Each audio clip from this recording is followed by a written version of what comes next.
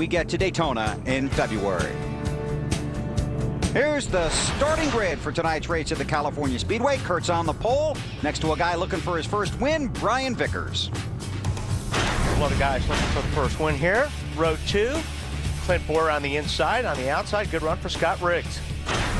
Martin Truex Jr. is in row 3, next to his buddy, Dale Earnhardt Jr. In row 4, this guy's been knocking on the door this year. Jeff Burton, Denny Hamlin on the outside of row 4. The guy 11th in the championship standings, Casey Kane trying to get into the top 10. Kyle Busch trying to lock up a spot in the chase for the next Cup. Row 6, one of the hottest guys of late, Matt Kenseth on the inside. On the outside, Ryan Newman. Joe Nemechek starts lucky 13th tonight next to Jeff Gordon. We heard from him in the pre-race, wants to get it done here at California. Row 8, Kevin Harvick for Children's Racing on the inside. And our points later, Jimmy Johnson. Scott Wimmer is in 17th, and Elliott Sadler, a former winner here. Row 10, J.J. Yaley's on the inside. On the outside, in the 38 car, David Gilliland. A couple of guys that had a rough run here in February share row 11. Greg Biffle in the 16 car, and Tony Stewart starts 22nd. In row 12 on the inside, it's Bill Elliott having the 00. On the outside, Carl Edwards. Robbie Gordon's back in row 13, and two-time series champion Terry Labonte making a start this week in the 44 car. Row 14, Sterling Marlin. It's his 700th start today. Yep. Pretty impressive. Bobby Labonte's on the outside. Ken Schrader's going to have to drop to the back for an engine change. He's in the 21 car, and Jeff Green will start in the 30th spot. Row 16 on the inside, Jamie McMurray. On the outside, David Stremme. And as we take a look at the rest of the starting grid for tonight's race here in California, let's have Wally jump on the radio. Who's waiting for you out there? I think Jeff Burton's going to talk to us. We'll see if we can reach him. Hey, Jeff Burton, this is Wally in the booth. Can you hear me? Hold on 1 minute, please. He is checking his pit road speed. That's right, because the lights are on the pace car, and that's when they look at their tack and lock that in so they don't get us. Right there, I'm showing 4.5. I'm showing 4.5. Copy that, bud. 4.5. How about it, Jeff? This is Wally in the booth.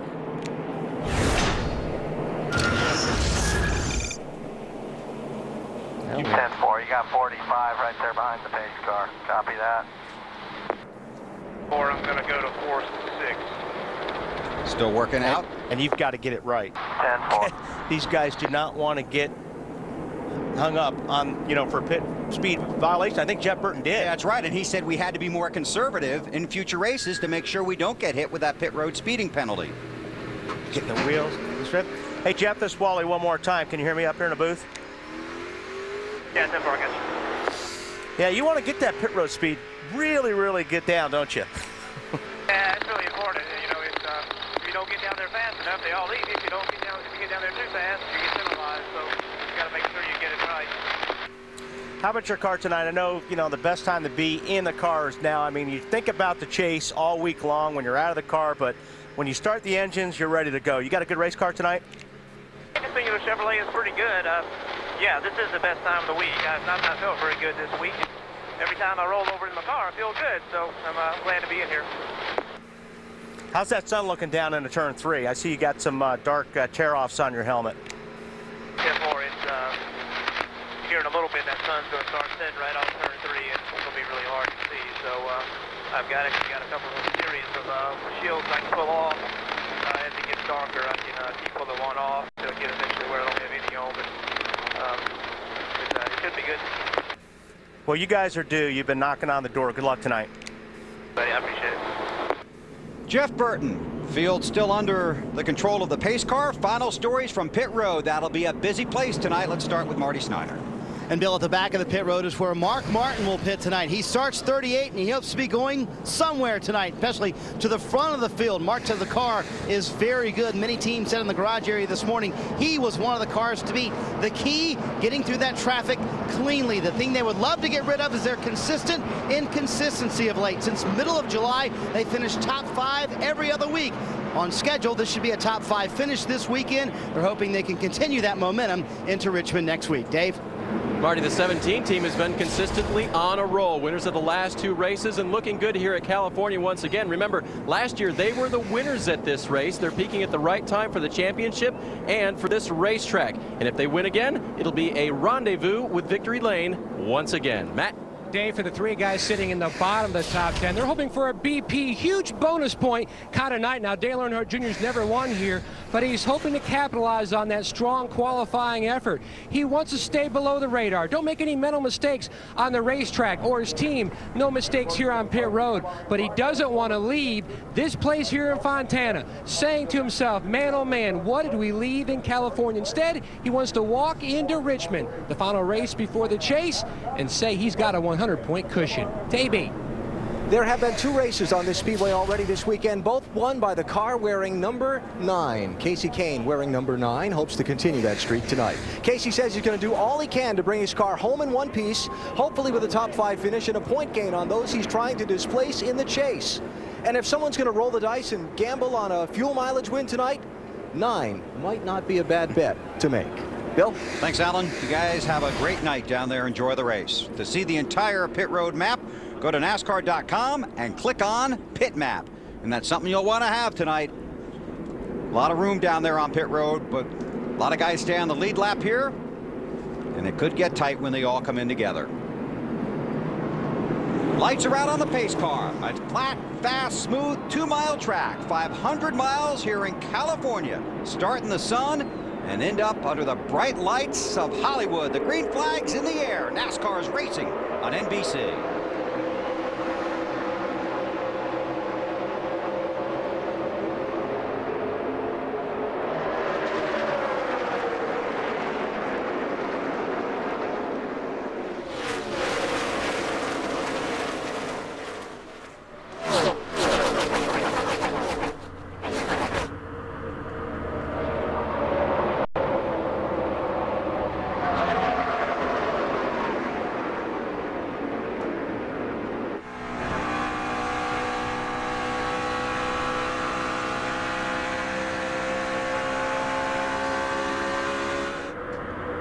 Strong start by Kurt Busch. Yeah, it really is. I mean, obviously you want to, if you're in that position to lead, go ahead and do it. I mean, you know, because real important to have clean air on your car. This is one of those racetracks where you'll see a lot of drafting on the straightaways, but you'll see these cars spread out in the corners because you don't want to get that into that aero situation in the corner. So you see guys just, they get to the corners and just they all fan out. They're all looking for that air, for that downforce. Push those Goodyear tires down to the racetrack and get some grip. Scott Riggs is stuck in that high groove, getting passed on the inside. That's Truex Jr. going by him. You see the colors on the ticker. Green indicates guys that are in the chase. The yellow, the guys on the bubble, like Casey Kane in 11. The red, drivers eliminated, but are still racing for the win here in California tonight.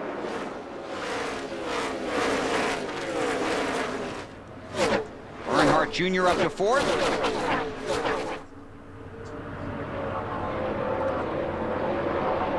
Pit Road Report on Jeff Burton from Alan Bestwood. Bill, Jeff Burton, very loose, very relaxed when I talked with him earlier this afternoon. He's had some troubles finishing races the last couple of weeks, not falling out of them, but running up front, leading laps, wow, that was close, and not being able to get the win. It's been a long dry spell. Burton says they think they understand what their issue's been in the final laps of races. They hope to come away with the big trophy tonight. Scott Riggs has his hands full. Well, he did after Burton took the air off the spoiler. And like I said, it's one of those places where everything is very aero dependent. You can get underneath a guy. We saw a lot of loose race cars last night. This track right now is slippery, and I mean, you'll see a lot of guys being loose right now. Look at how bad the stun is going into 3. That's what these guys are fighting. It's out of Jeff Burton's car, and what you do is you have a clear visor on your helmet, and then you put these dark tear-offs on. So it actually is like having a smoked visor, but when it gets dark and you get those visors off, you'll have a clear visor. There's Riggs in the 10, Casey Kane right behind him, Matt Kenseth in the 17 on the inside. And you're drafting here. I mean, straightaways are long, it's fast. If you've got 3 or 4 cars that are lined up on the outside and you're the only guy on the inside, you're not going to pass them. You're going to get passed. You talked about the engine builders on the countdown to green. The wind here blowing down the front stretch from turn 4 to turn 1. That's where you turn the most RPM. They're really going to be hustling down the front stretch, going into the wind down the back stretch. Yeah, you look at the RPMs, a lot of RPMs. They don't really drop in the corners. So you're, like I said, you're getting out of the throttle, but you're carrying so much speed here. You're always up there in the RPMs. You got something on 24, Matt? Well, you see him running in line there, Wally. Now, he, like a lot of other drivers, he's got those dark tear-offs on his windshield. You see him dive to the bottom. Now, the big thing about tonight, Steve Letarte told me, they just need to keep their car in contention until the sun goes down. Then they feel like it's game on from that point on. And keep in mind, Gordon has 3 wins in the Coca-Cola 600, a similar type race where we start out in the daylight and then we go into the darkness. He seems to excel at a place where you've got to stay ahead of the racetrack. All the practice here for the Nextel Cup Series was done much earlier in the day as opposed to the start time for this race. I'm just pointing out, look at the hood of the 17 car, right where the W is. It's like it's sucked down around the air cleaner. I don't really see that on a lot of the other cars, but you could really notice it when it's down on when it's coming down the straightaway. See if we can get a better shot when it comes down the straightaway. So see, it'll be sucked down right on the W. See how it's sucked down on the air cleaner? Mm-hmm. Kind of strange. That gives him more front down for it. Hey, he's running pretty good. Got 10th spot right now. More on Kenseth from Dave Burns. And interestingly, Wally, when they were going through tech today, they were banging on the front end of that with the hammer.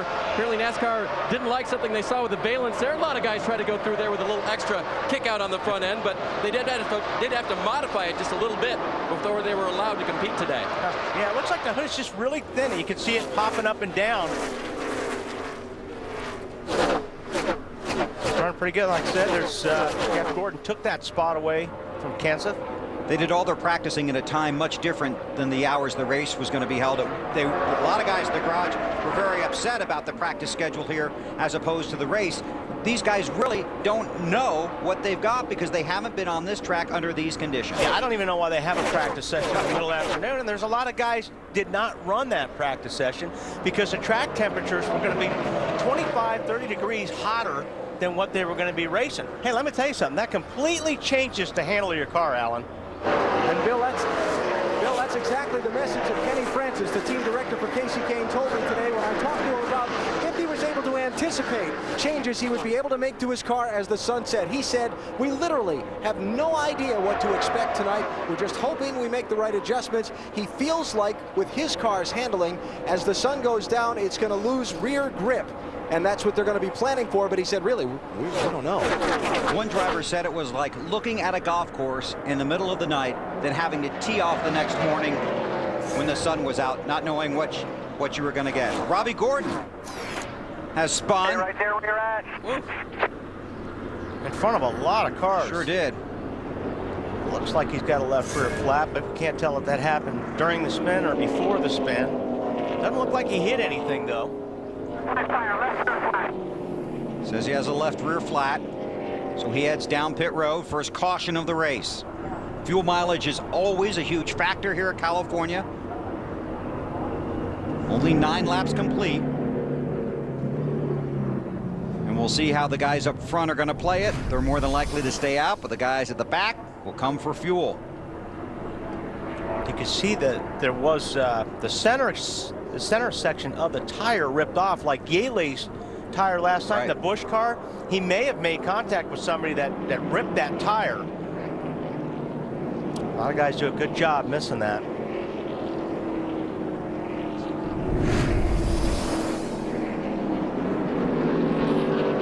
A lot of times if you rub up against a guy, it'll slice the side of that tire, and then the center section will just come right off. It'll rip right off the tire. So Robbie on and off of pit road. Kurt Busch is the race leader, Earnhardt Jr. second, Brian Vickers, Denny Hamlin, Clint Bowyer the top 5.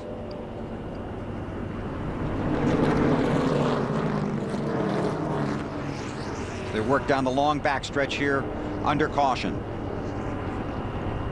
Been a frustrating year for Kurt Busch. I was surprised to hear him say that they weren't disappointed they didn't make the chase, and a lot of that's been going on in the garage this weekend. The drivers are telling you one thing, yeah, but it's really what they're not saying and what they're feeling that you have to read into their comments and their quotes. Trust me, they're disappointed. But what he's trying to do is say, okay, hey, listen, we didn't make the chase, so we're going to make the best of it. We're going to try some things between now and the end of the year and come out, you know, Daytona swinging. So they'll experiment during this race. So when they run here in California early next year, hopefully they'll have a strong run and put themselves in a good position early in the season. Pit road is open, and everybody coming. Marty. Bill Ryan Newman started 12th. He's made his way up to the 9th position. The car's a little bit tight when he gets back to the gas. Now, these guys, like an NFL team, have named their pit stops. The play called now is called Cage Fighter. 4 tires, no changes to the chassis, though, for the 12 car. Dave? 2 tires on the right side for Matt Kenseth. They're going to try that early, see if it works. He also wants a track bar adjustment. His car is loose. Matt. And Dale Earnhardt Jr. in the 8 car started 6th, currently in the 2nd position. No changes for Jr. Says the car is neutral and likes it. AB. Kurt Busch's team has already made an adjustment to the crossweight on their car, feeling like they might give up a little track position with teams taking 2 tires. Looks like they might have had a little trouble on that stop. Cost them a couple of spots. A lot of traffic down there on pit road. Let's take a look at the Nextel race off of pit road. Kasey Kahne picking up 5 positions. Various strategies going on here early at California. Under caution in the Sony HD 500 live on NBC. Kasey Kahne is the race leader after taking just 2 right side tires. Jeff Gordon, Matt Kenseth, Kurt Busch, Elliott Sadler the top 5. Elliott Sadler also a 2 tire stop. And you will see pit strategy throughout the day. We saw it in this race a year ago. We saw it in the spring. How you manage your tires and how you control your fuel mileage. Big factors here at California. Denny Hamlin in the 11. Dale Earnhardt Jr. looking under Elliott Sadler. If he can see. The sun is really bad in that situation right now. It's probably the worst it's going to be. And you actually can lose sight of the guy that you're passing when you go underneath down there in that corner, because it just blinds you for a couple seconds. Trying to keep track of some of these guys. Mark Martin started deep in the field, 38th. Restarted 24th after the pit stops.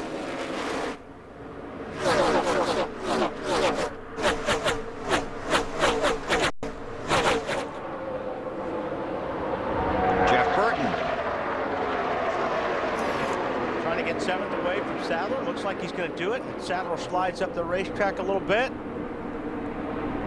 4 tires instead of 2. Yeah. More on Sadler from Marty. And Bill, that was a 2 tire stop last time for Elliott Sadler, as you reported. And they had some problems yesterday in practice. The car extremely tight. In fact, Elliott would say the car was bouncing around on new tires. So what they did this morning, they put their teammate setup on. Kasey Kahne trying to make the car a little bit better. I asked Elliott, I said, can you drive the same kind of setup Kasey Kahne can? He said, I have no idea, but we're all going to find out together. And that's something these Evernham teams have been working on. Jeremy Mayfield really didn't want to try and drive a Kasey Kahne setup, and they weren't getting a lot of exchange of information. And Elliott Sadler, when he went over there, said, I'm going to try it, see how it works out. Whoa, man, Kurt Busch drove in there, got the car sideways underneath the 24.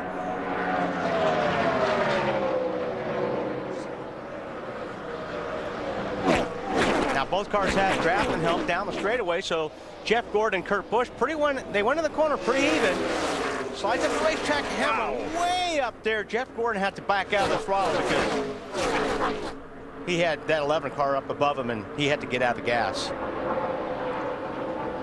More on Hamlin from AB. Hey, would you guess that Denny Hamlin told his crew before the pit stop his car ran well up high? I believe you. Yeah, he did. A little adjustment on the pit stop to try and help handling getting into the corner, but Hamlin running well so far, Dave. Alan Matt Kenseth has lost a couple of spots since the restart, but he radioed to Robbie Reiser, his crew chief, right before the restart. He said, yeah, we'll probably lose a couple at the start here for taking those 2 right side tires instead of 4, but we'll be okay. Matt?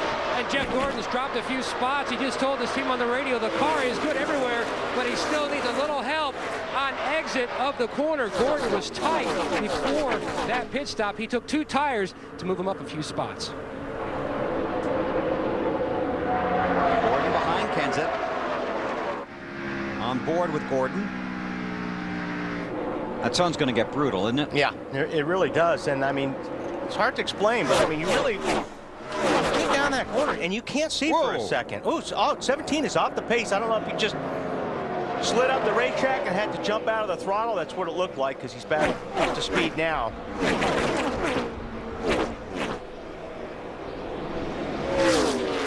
Jeff Burton looking under Jeff Gordon.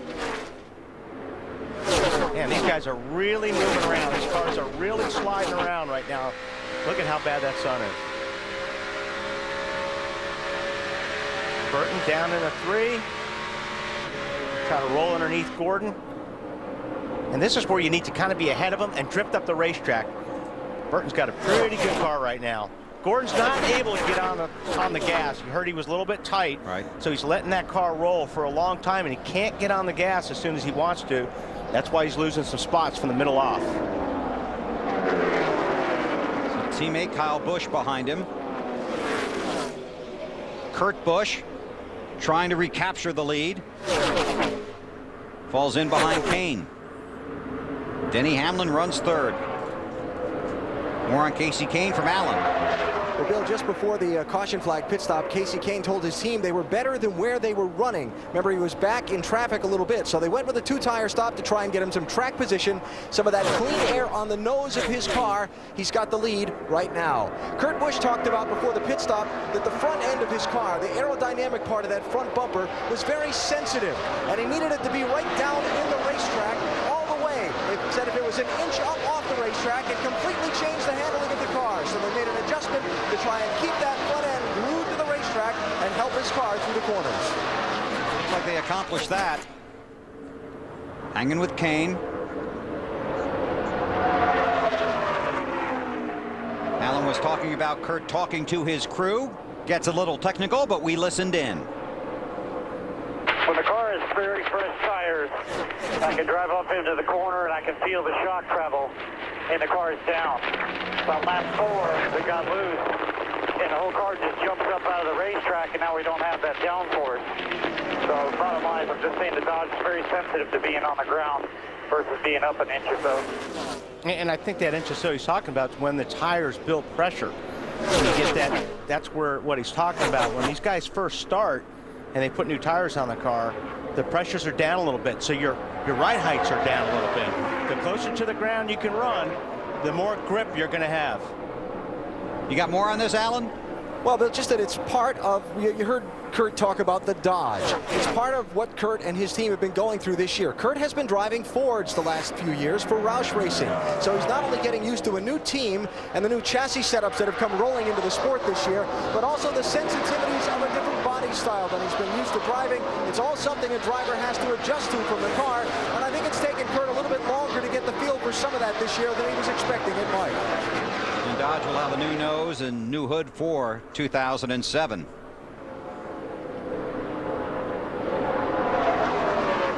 Matt Kenseth is second in the championship standings. Is dropped back all the way to 10th. Dave, what's going on with Kenseth?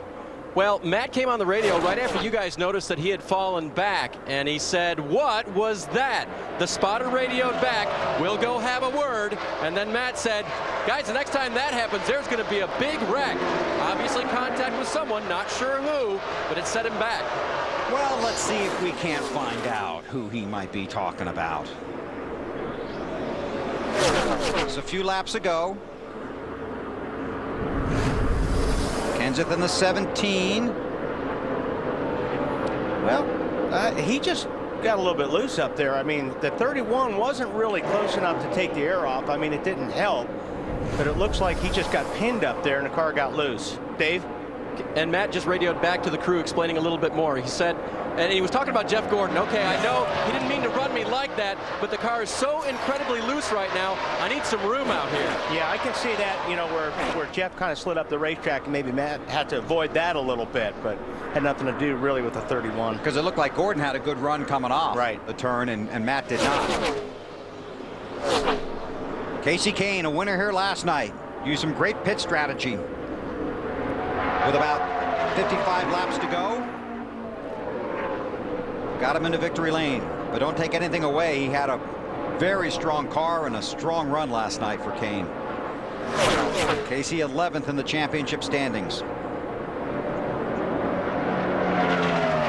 So you can see how close it is right now. More on Casey from Allen. Actually, Bill, it relates to the guy that's racing in for the lead there, the 11 car, Denny Hamlin. I talked with Denny and his team's transporter this morning. He told me about his championship position. He said, really, the only car we're racing out here is the 9. Trying to make sure we stay ahead of him and gain points and lock ourselves into the chase. Funny that now they're racing for the lead here, huh? Exactly right. Casey Kane out front in California with Denny Hamlin and Kurt Busch chasing. We're under caution. Take a look at our Team Chevy drivers to watch in their best California finish. The caution is for debris in turn 2. The pace car has just picked up the field. Pit road is open and everybody's coming down again. Dave Burns. And Kevin Harvick will come on to pit road and make the long stroll down pit lane. Bottom of your screen right now on that 29 car. The car was loose earlier. They helped it a little bit with the track bar and air pressure adjustment. Kevin said, I want to do some more of that, but not the track bar this time. Let's just do the air pressure adjustment, see where we end up. It'll be a 4-tire stop for the 29 car. Matt? Dale Jr. stopping short in his box. He doesn't have an issue with the 25 of Vickers leaving. The concern for Jr. is not the car, it's the radio. He can hardly hear anything. The team says no changes on this stop for Dale Jr. Amy? Going to be a 4-tire change on Casey Kane's car. They're going to pull a spring rubber from the car. Looks like they did that on the left rear. And away he goes, so not bad for having pulled that spring rubber out. They have to hesitate just for a second, that extra move on the stop. Trying to improve the handling of the car. You see the race off of pit road.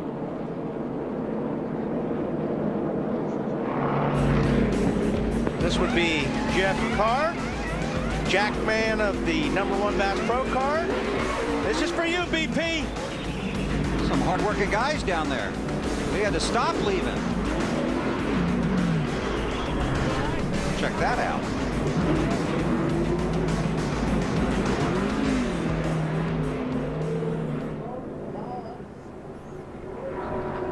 You guys kind of give us a heads up on stuff like that.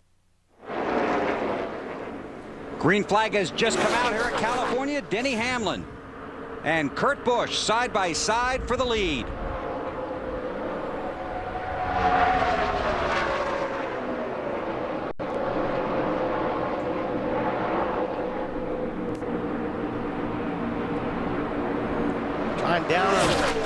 Trying to stick on the low side, but Kurt Busch has got a pretty good run up on the high side. Now we'll see who Burton goes with. He doesn't really commit to anybody. Commits to the 2 car there at the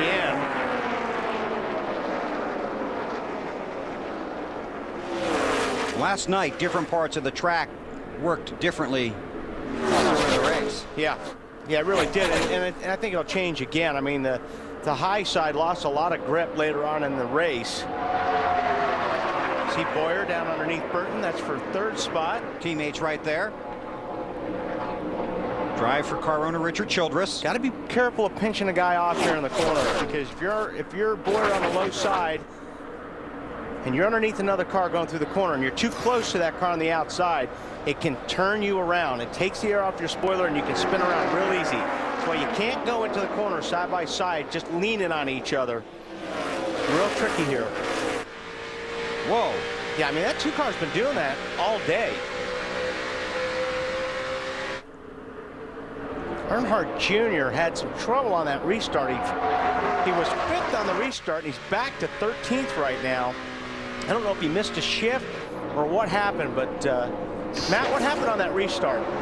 Well, he just came on the radio and said, driver error, apologize for that. I just messed up, meaning he missed a shift when he was starting to go through the gears on the restart. That's what it looked like, and if you do that, and 40 other guys don't miss a shift, you lose a lot of ground. And we talked about this at Indianapolis, and it's very similar here. The field gets strung out. Restarts here can be a real adventure. Let's listen. Let's see if we can hear what happened.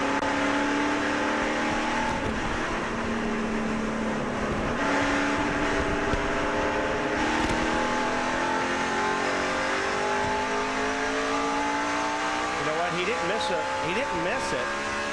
He just didn't anticipate it. He was way down on the RPMs when they threw the green. Those guys took off, so he didn't miss a shift. He just didn't time it right. He was laying back, then he closed up, and then he had to get out of the gas, and then they went and left him. Yeah, and he sounded like he was in too tall of a gear, too. I don't know if that was the case, but regardless, I don't think he'll let that happen again.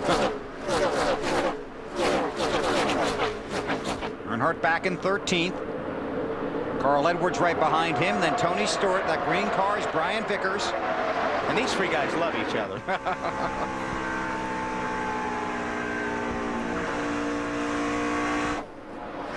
Whoa, 17 a little bit loose.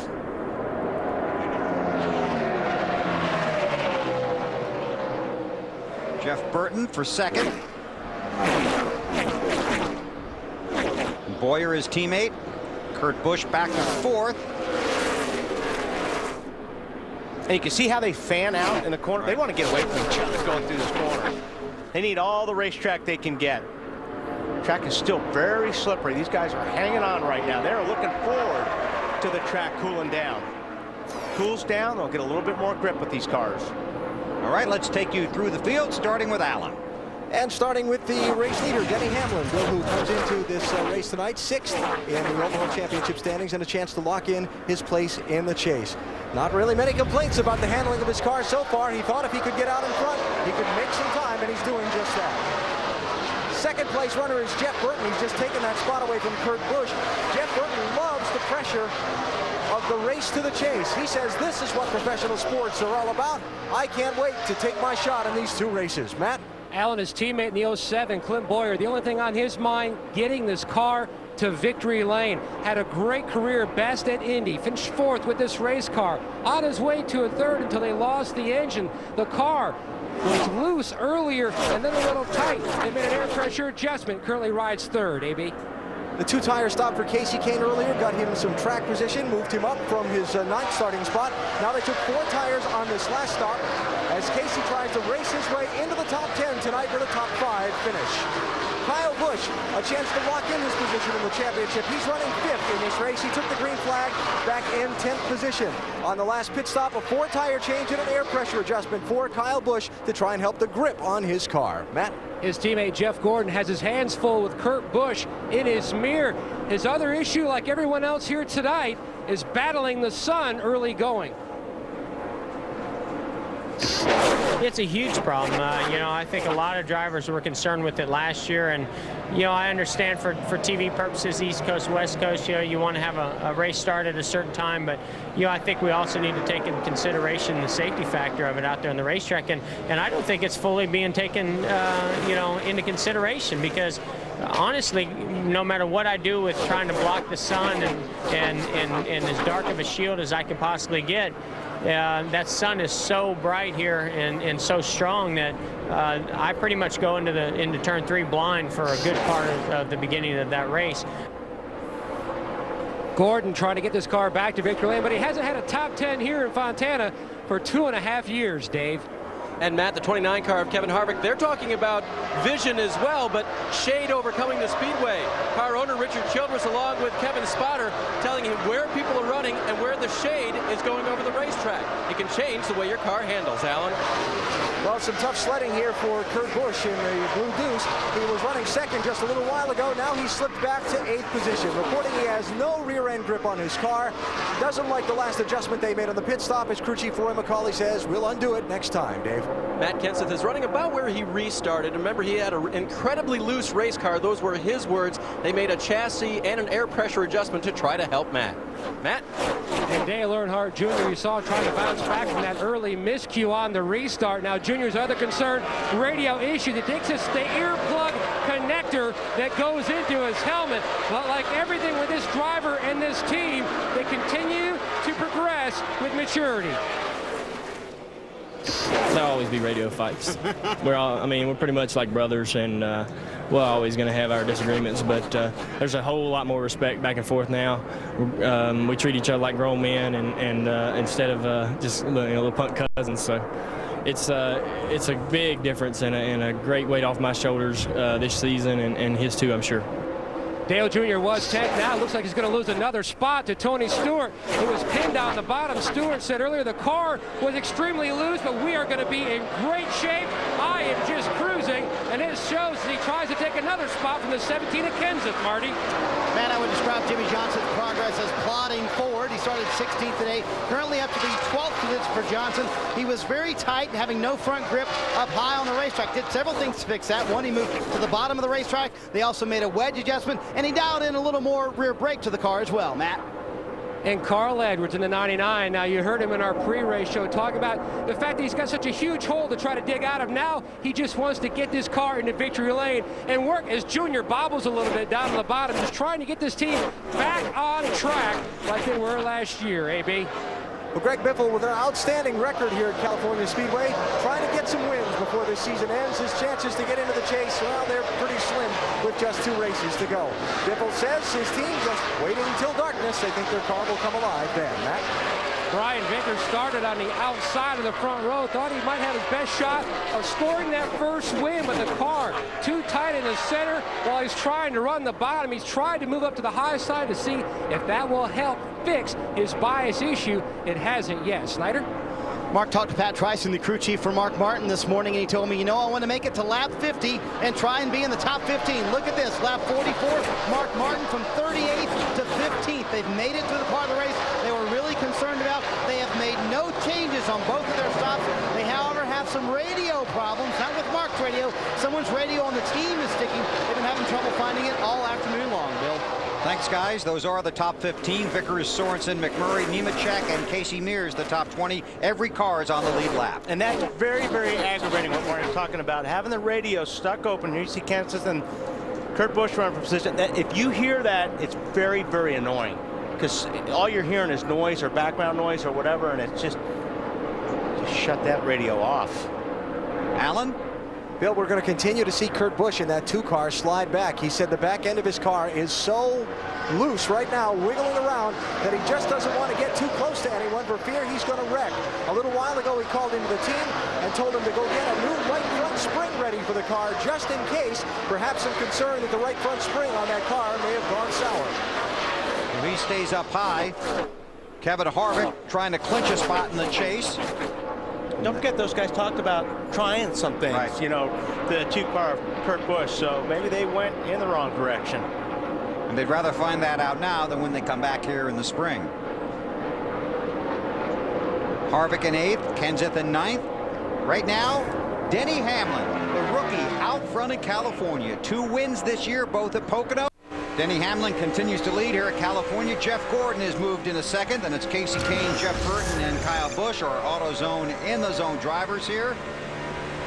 While they talked about it on the Bank of America Countdown to Green, Casey Kane, 3 top 10 finishes here in his last 4 races. Jamie McMurray and Carl Edwards have both run well here. Edwards really needs to get himself a win, and hope the other guys have a little bad luck. His chances of making the chase are pretty slim.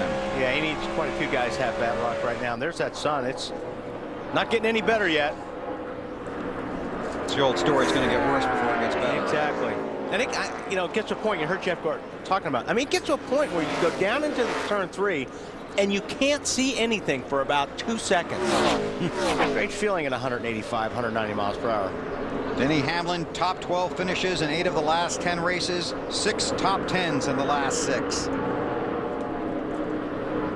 Has just been marvelous to watch this year, and surrounded with a really strong team, not only here at the track but back at the shop as well.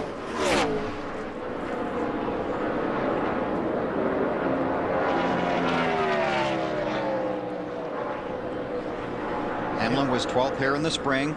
There's Kurt Busch still struggling with that race car. And Kurt Busch doesn't want anybody behind him. I mean, and because I'll tell you what, if he's loose by himself, if you get another car behind you, it makes it 10 times worse. So I think, Alan, he's just looking for an opportunity to get in the pits and try to help that car. He's looking for a caution flag and hoping he's not in. Man, is that thing sideways. Sorry, AB, but... Man, he looked like he was drifting. He did. So when you were behind the wheel of these race cars, Wally, is that how you reacted when a car got sideways like that? A couple different words, I would say. That's what I thought. Not, oh man. Yeah. I tell you, one of the big goals for this team today, Wally and Bill, they've had good race cars in a couple of recent races and haven't gotten to the finish. Roy McCauley, the crew chief, told me their big goal for today was to finish all the laps, not hit anything, and not get any penalties. Right now, Kurt's just hanging on, trying to reach that goal, huh? Yeah, because if he keeps going like that, he's going to hit something. He will be the caution.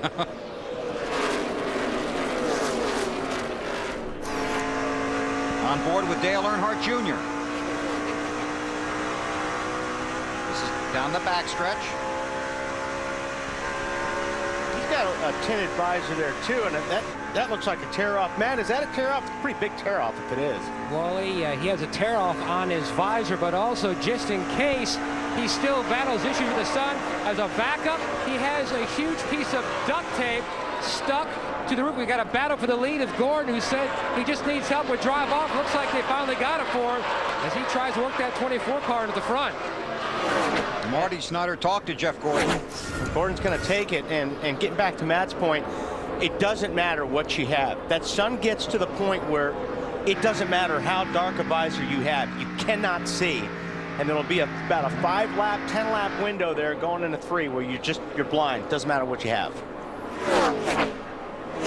So if you're going to wreck somebody, that's a good time to do it because you got a good excuse. You see the different colors on our ticker indicating the drivers in the chase, those on the bubble, and the ones that have been eliminated. Jeff Gordon, the new race leader.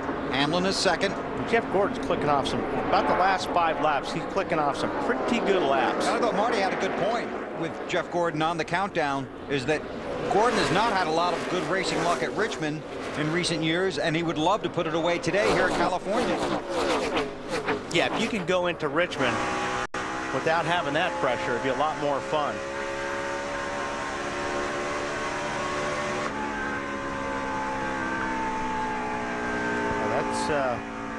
Well, that's pretty tough. They got to fight that for a while yet. See the RPMs on the right, top speed over 197, 200 miles per hour going down into these corners. That is hauling the mail. And they have that tailwind down the front stretch, wind blowing from turns 3 and 4, turn toward 1 and 2.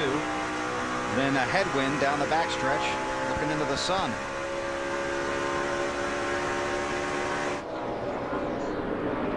This is for 5th. Tony Stewart, Kyle Busch.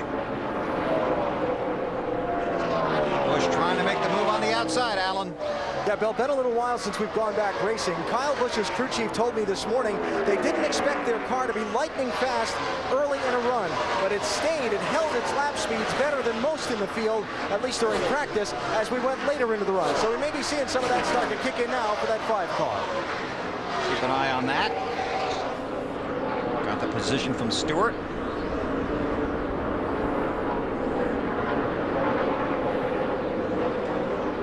Defending champion of this race. This is back about 10th. Jimmy Johnson has 10th. Carl Edwards is 11th. More on Johnson from Marty. Bill talked to Chad Canalsi, championship leaders crew chief, this morning, and he said, you know, we really need to try things now for the chase. So the setup under that 48 car is the setup they would love to use at Kansas and Homestead. Chad told me that's the racetrack that really, this racetrack really translates to those 2 racetracks in the chase. So far, so good for Jimmy, hanging in the top 10. Matt? Looking back at the 99, you can see him dip on the outside. The car was tight earlier, just trying to work on that balance. As you can see him draft the 48 of Johnson down the backstretch. Dave? Now, Matt Kenseth had some changes done to his car. He just radioed into crew chief Robbie Reiser, still a little bit loose. It's better on top of the track, but it's really tough to draft. He was up behind Junior for a while there, you saw, but that makes his car even looser. That's pretty tough. And Robbie Reiser reminded him with the sun, now you got to hang in there for about another hour on that deal. Hey, Dave, you got a second? Go ahead, Webb. Can you update us on what we saw on that crew cam with Truex's car? Yeah, what had happened was they let the jack down, or it dropped accidentally early and came down on the left front tire. They popped the wheel on, but hadn't tightened any of the lugs yet. So it crushed that left front fender. They had to pull that back out, and when he restarted, having run near the top 10, he was 42nd. And up to 23rd right now. And that's unusual for those guys. They won that next Crew Challenge. Yep, that's right. In Charlotte this year. So there's going to be a change here. I'll tell you what, Kyle Busch is on the run. He's got 4th spot and Jeff Burton right there. We've seen this here before. Yes, we have.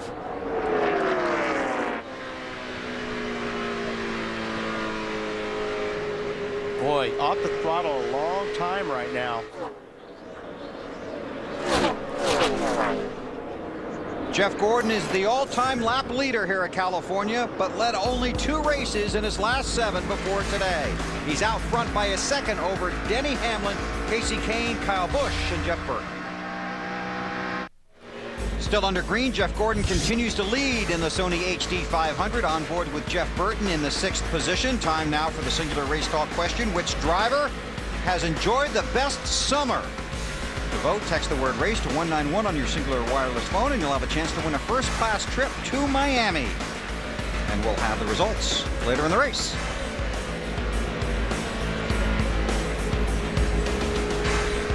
Depends where they went this summer. I think we're talking about on the racetrack. Oh. There's our race leader, Jeff Gordon. California native. Trying to lock himself into the chase for the next Next Cup championship. Missed it last year, and you can really hear the frustration in his voice after this race 1 year ago. This year, things have been a little bit better. Victory in Sonoma. And they have gotten hot down the stretch. That's at Chicagoland. Matt Kenseth out of the way.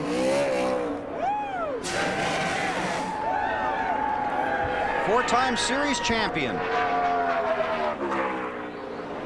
And out front in California. More from Matt. Bill, we're about 10 laps away from Jeff Gordon's next scheduled pit stop, and he just told Steve Letarte on the radio that the car down in 1 and 2 is so much better than it is down in 3 and 4. He says when he even starts to get in the gas down in turns 3 and 4, the car is just big time loose, allowing Letarte to know exactly how much he needs to adjust his 24 car on their stop. And they're going to have to be careful about adjusting their cars, because the sunset here is a little over an hour away, 7:13 local time. It's about an hour and 6 or 7 minutes from right now, and that's when the track's really going to change. Yeah, you don't want to, if you have a loose race car right now, you don't want to adjust it too much, because the track should tighten up. Should. So you don't want to make a big adjustment. The next round of pit stops are going to be really important. Heard the guys talk about, you really need, the guys that are really good at a race like this are the guys that can anticipate that change, you know, in the racetrack and make those adjustments and not go too far. Kyle Busch up to 3rd spot. He was fun to watch last night. I mean, he drives this racetrack pretty loose. Yes. You can watch him come through this corner right here, and normally you see that glove go to the right. So I mean, and that's why I think he's one of the better drivers around this place. He really hangs it out. Hey, B. Hanging it out. You're talking about Kyle Busch in that 5 car, right? Yes, sir. That's what's going on. The back end wants to step out on him. They call it a loose race car. Hoping to make a little adjustment on that in the green flag pit stop. That's going to come up a little less than 10 laps from right now. Speeds at the line. Kyle Busch, fastest that lap. Saw Kenny Wallace and Bill Elliott fall off the lead lap. Tony Raines has also fallen off the lead lap.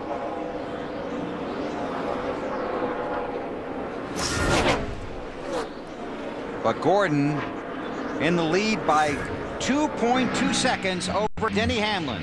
So it's a rookie chasing the veteran, getting close to green flag pit stops. We'll step out and come back to California on NBC. By the horns, Dodge. And by Burger King, who remind you to have it your way. Jeff Gordon still out front here at California. Then Denny Hamlin, Kyle Busch, Kasey Kahne is 4th, and Tony Stewart is 5th. Busch Series ran here last night. Kasey Kahne went to victory lane.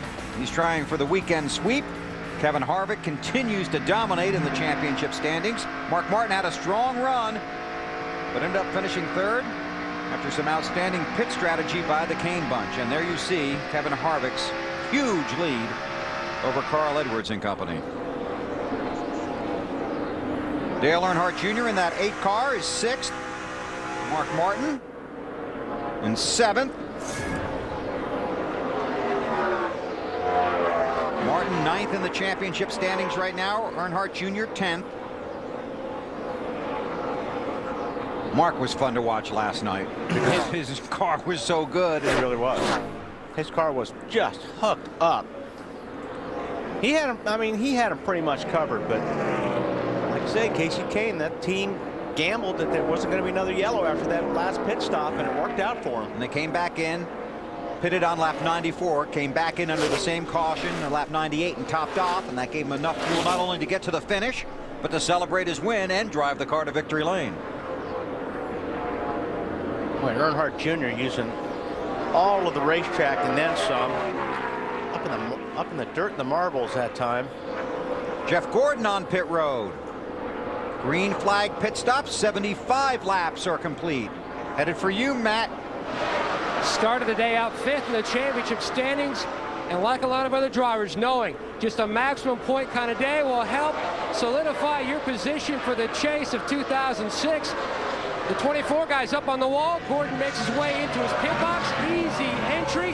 The car extremely loose.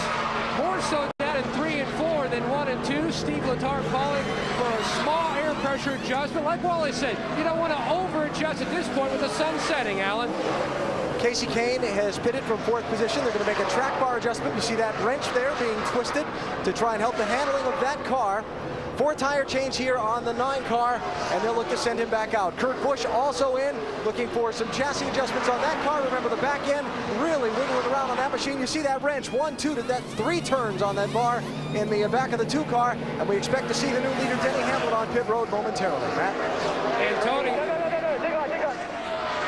And Tony Stewart, the defending series champion, making his way down pit road. Now Stewart, his car was loose earlier.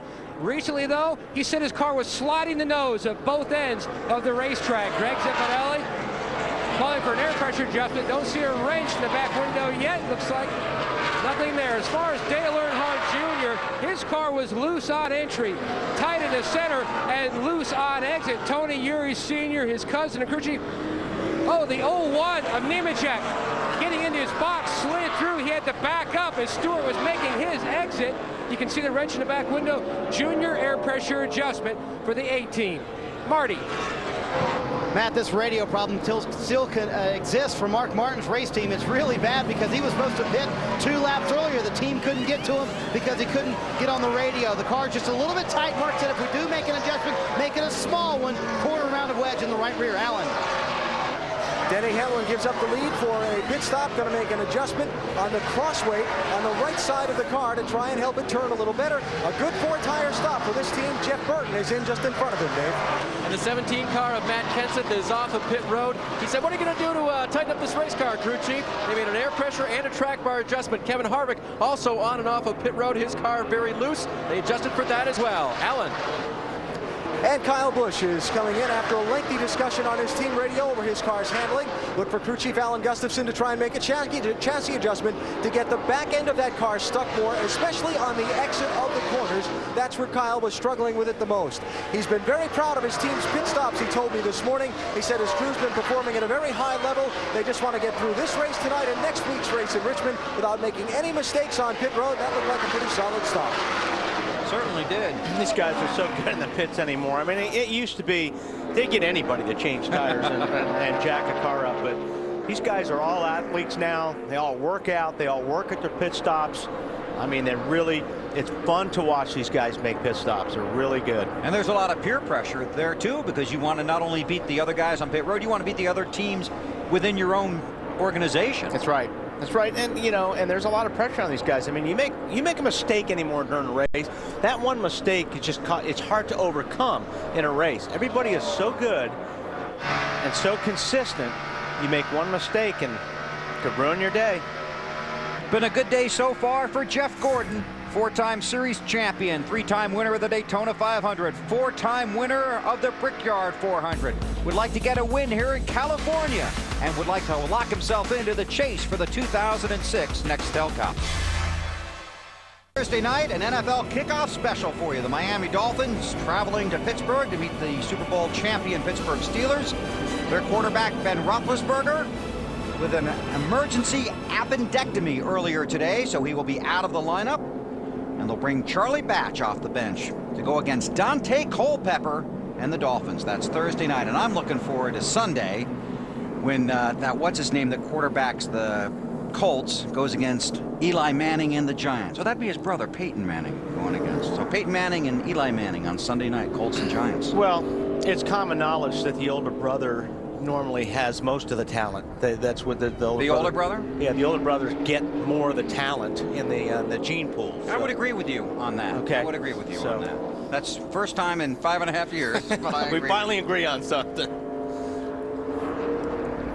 Now, most of the leaders stayed out under this caution, but some guys deep in the field did come back in, and this happened just a moment ago. Yeah, 19 gets trying to get to his pit, and Ryan Newman gets into him. That's not normally how you want to get into your box. Luckily, nobody got run over on that deal.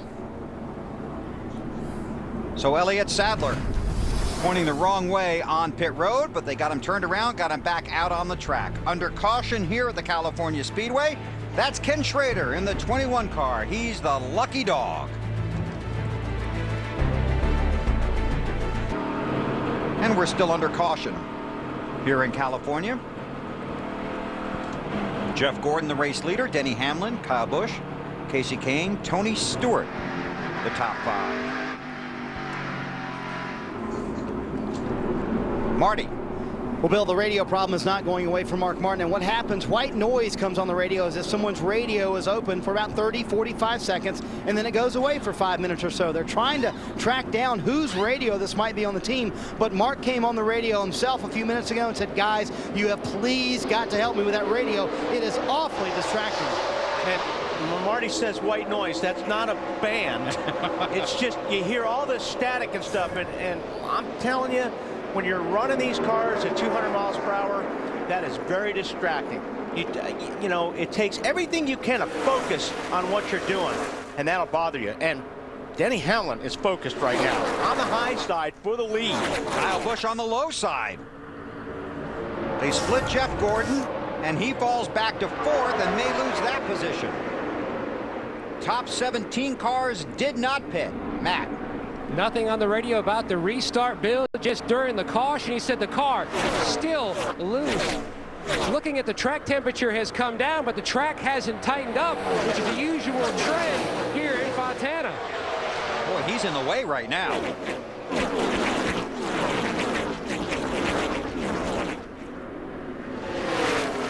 Busch leads. Kane in the 9, Hamlin 3rd in the 11. And they are stacked up right back there. Yes. From about 4th on to 40th. They're scrambling. Bobby Labonte and Jeff Green are racing for the lucky dog. These guys are racing for the lead. Casey Kane, believe it or not, in the high groove. More on the leaders from Allen. Well, Bill, you talk about some guys who are very hungry for a win tonight. Casey Kane has 4 wins already this season, but his last win was back in June, and they've been through a very difficult summer, which is what has them on the bubble for making the chase. As for Kyle Busch, he won a race in July in New Hampshire, but it's been his only win of the season so far. He feels like he might have given a couple away during this season. He wants win number 2 here tonight. So far, he's running very well. Comes in off the win last night in the Busch Series race.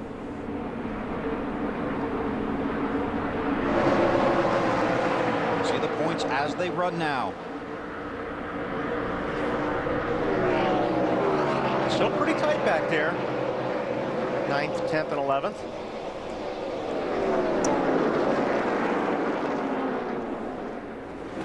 Casey's cut that margin in half from 90 down to 43. There's Jeff Gordon. The 24, Earnhardt Jr. trying to get around him. Matt.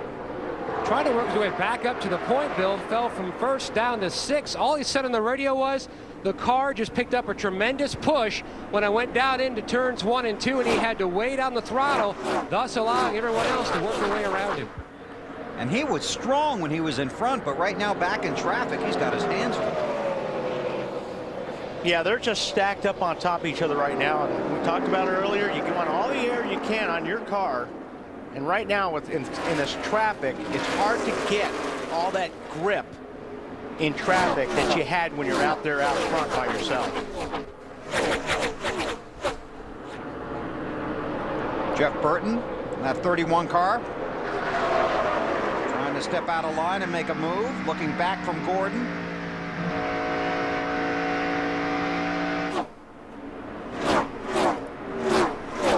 Talk about pressure in the guys in the garage, but you know it'd be a huge relief for Gordon to lock himself in here so he don't have to think about it next week, especially how it's frustrating as 2005 was.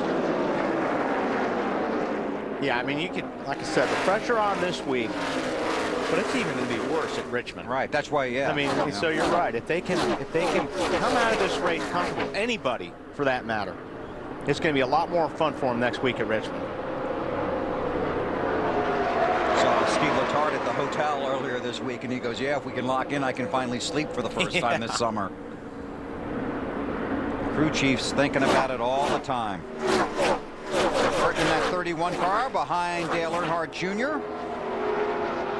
Allen trying to pick his way back toward the front, Bill. Jeff Burton started in 7th spot. Remember, he moved up in the opening laps of this race, then fell back when the car's handling went away. He said, we lost our ability to turn in the center of the corner. The crew made some adjustments on the last pit stop, including air pressure out of both left side tires. And Burton seems to like those adjustments. He's moving back forward, Dave.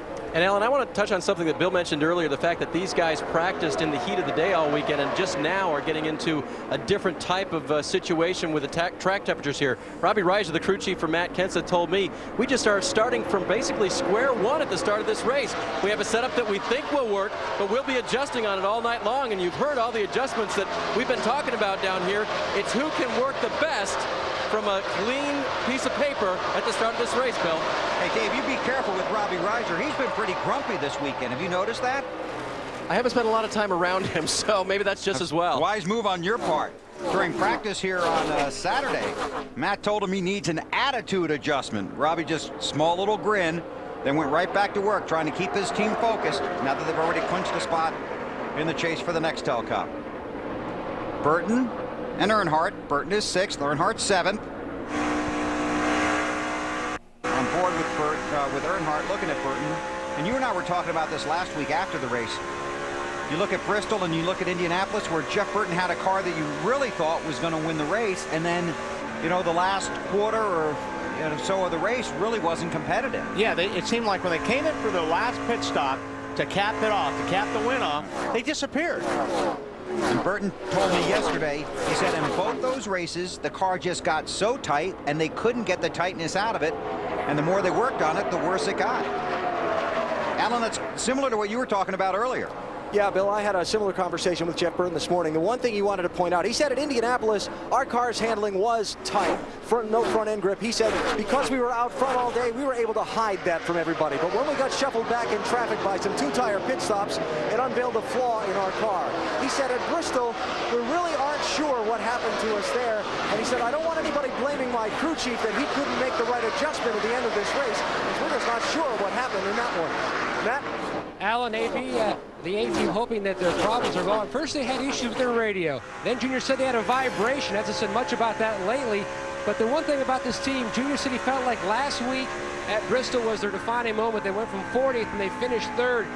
Escaping all those minefields. Now he just wants to have one of those nights here in Fontana, score a win, and then go into next week with a little bit of a cushion so as to not have to depend on what could happen on that bull rig that decides his fate.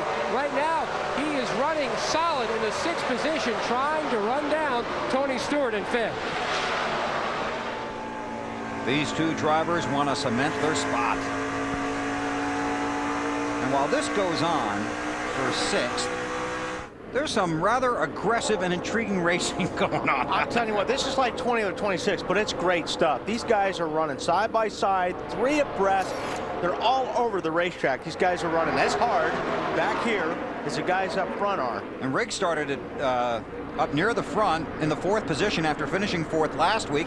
He dropped right to the back at the beginning of the race, but there has been some aggressive racing back there, and they're really fanning out when they go through the turns. You've been watching this bunch, Alan? How'd you like to be a crew chief who said his goal for the day was for his driver not to hit anything, and see your car back there in the middle of that? Good luck. Yeah, that's the story for Kurt Busch and Roy McCauley. Made some adjustments on the last pit stop. Kurt said it's a little bit better. Dave? And Scott Riggs thought he had a much better race car than it showed. He was stayed up in the top 10, Bill, as you mentioned. He started well up in this race, but then fell back with a very loose race car after the 2nd pit stop. They've been working their way back on that. He's only made his way up to 17th. Casey Mears is back there. I really thought he'd have a strong run here tonight. Mears is back there. Reed Sorensen in the 41. Well, this racetrack, I mean, don't count them out yet. I mean, this racetrack may come to some of these guys. If they're really, really loose right now, yep, they're holding on. But as long as you're in the lead lap here in Fontana and you can stay there, this racetrack is going to change a lot. And you're going to see guys in the front all of a sudden disappear, and then we're going to see guys in this pack somewhere that are going to be up front before this race is over. 30 cars on the lead lap, and there's 151 laps to go. So you got time to work on it. Marty, yeah. What are you watching? Well, Bill, I was wondering if Wally read the playbook for the 42 team. That's exactly what they're talking about. You know, they've been loose this entire time, fighting no rear grip, but they think the racetrack will come to them later. This racetrack is going to A, get tighter, and B, the racetrack is going to cool down. That should add more grip to the racetrack, and that's what Casey loves, a little more grip in the racetrack. Thanks, Marty. There's Mark Martin right now. Yep. He's sliding back. He went across the stripe there in 17th spot. You have to believe he's really hoping when the sun set. Well, Marty, did they make the wrong move, or is that radio just bugging him? No, he made some contact with someone, Wally, and damaged the right front fender a little bit. They had a little bit of a fender rub. Mark said also the car is extremely loose right now. Quite a handful. And right now, Mark Martin, 10th in the championship standings, only 26 points ahead of Casey Kane. Earnhardt for 5th around Tony Stewart.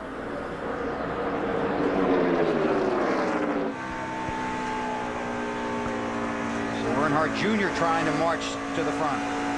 More on the 8 from Matt. Bill, similar issues for the 8 of Dale Jr. and the 20 of Tony Stewart. Jr. says his car just sliding the nose terribly from the center off. That's exactly what Stewart was saying about the 20 machine as well. Just no grip in the front. Casey Kane drives car 9, started 9th. Last time he started 9th was at Charlotte in a race that began during the day and ended under the lights. That night, Casey Kane went to victory lane.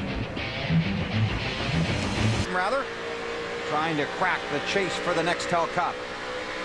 Which driver had the best summer? Here's how you voted. Matt Kenseth. I'd have to agree with that. I would too, especially after the last couple of weeks. Our singular race talk poll. Gordon just takes third away from Hamlin.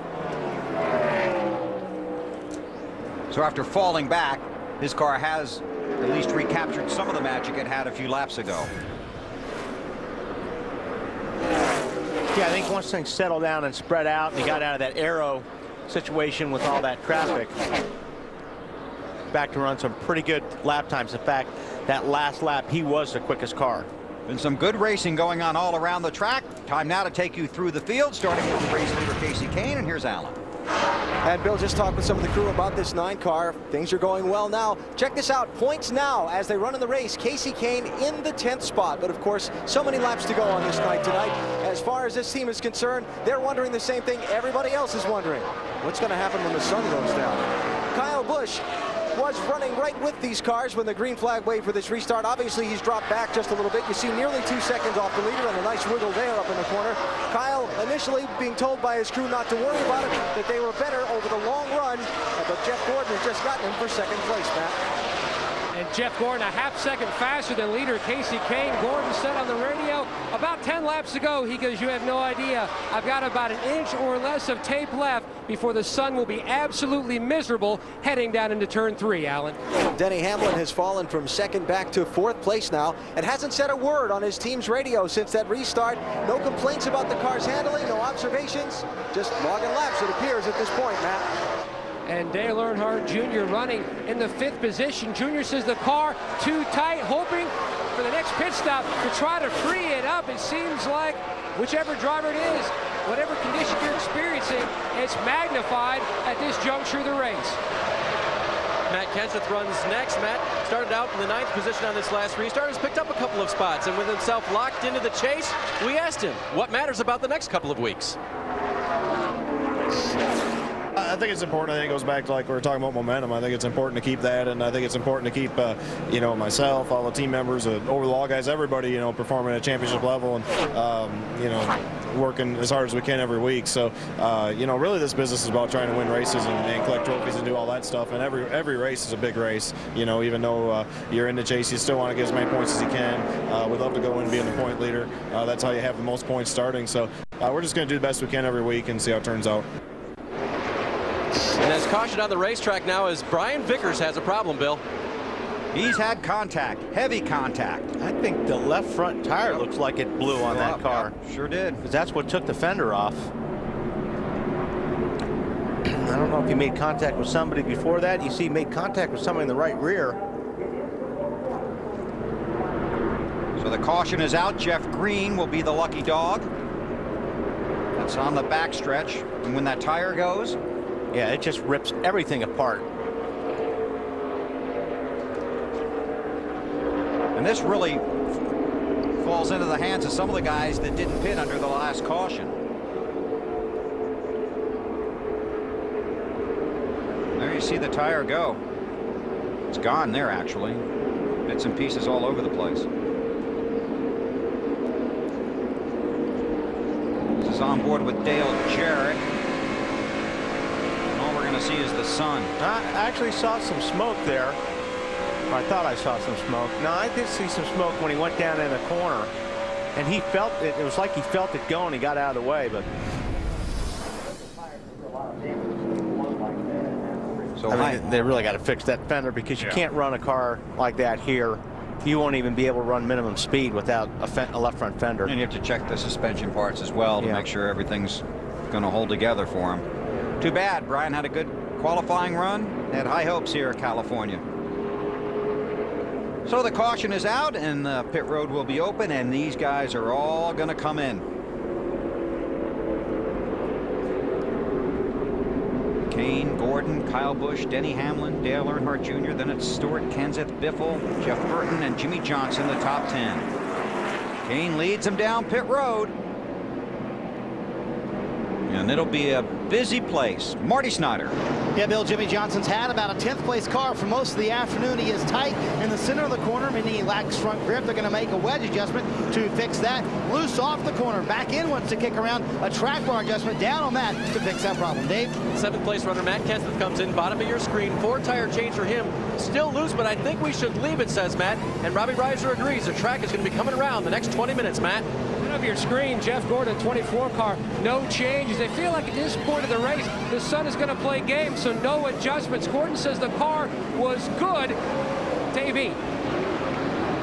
4 tires and a track bar adjustment for Casey Kane. Had to swing wide around Denny Hamlin's car to get off of pit road, and it looks like he's going to hold the lead on this pit stop. Nice job by the Dodge boys. Well, we'll check it out. We'll check the running order and go back to green flag racing when we come back to Fontana. You're watching NASCAR on NBC. The sun getting close to setting. The pace car to pit road. Casey Kane, the race leader, brings the field to the green flag for the restart. 135 to go.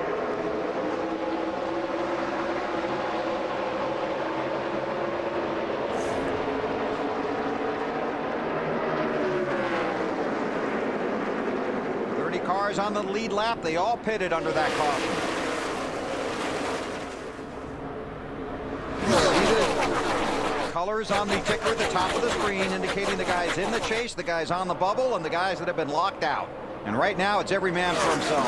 Yeah. Into a blinding sun.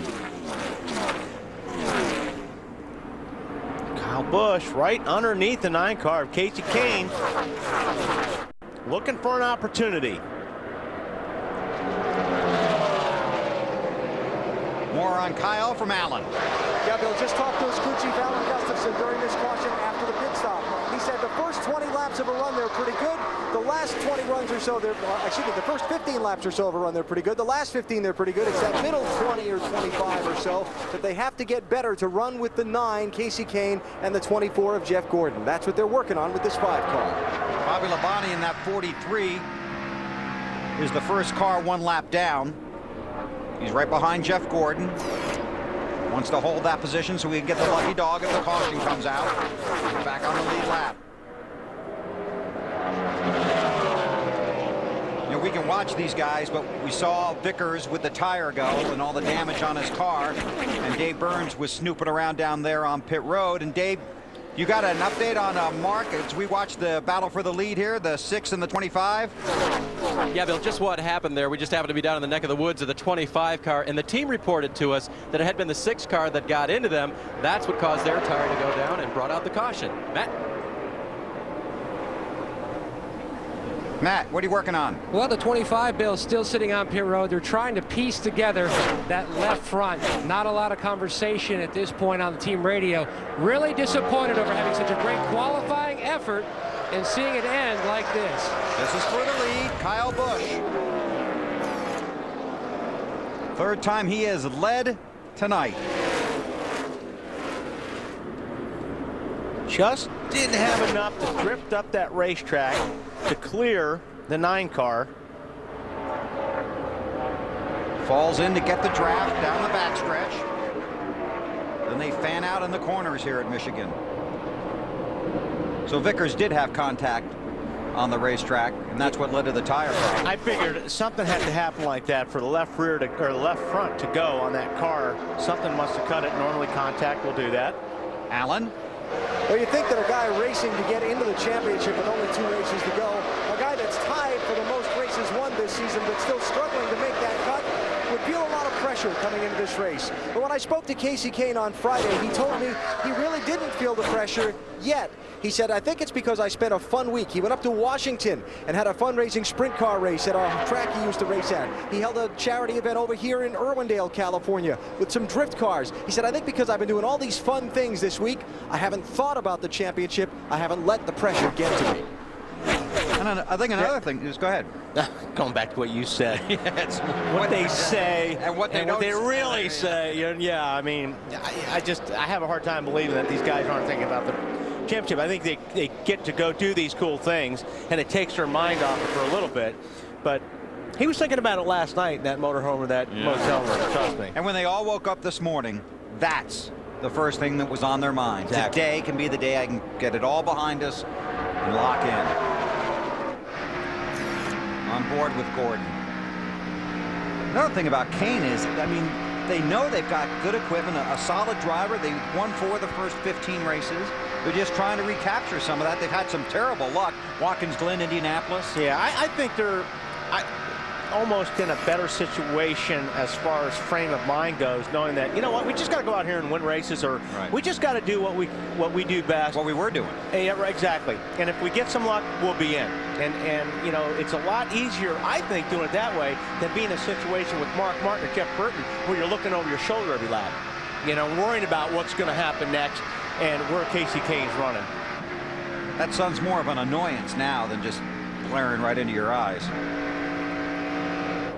Yeah, it's going to be out of these guys. There won't be a problem here in another 5 or 10 minutes. And these guys will be happy when it's gone. Race car drivers happy? Well, happier. Okay. Kane gets the position, goes back to the lead.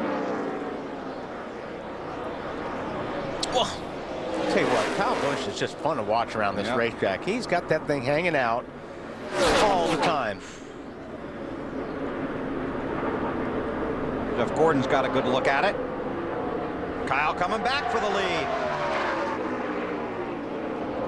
Kyle Busch in the 5, Casey Kane in the 9, 2 of the bright young stars of NASCAR. Kyle Busch is only 21.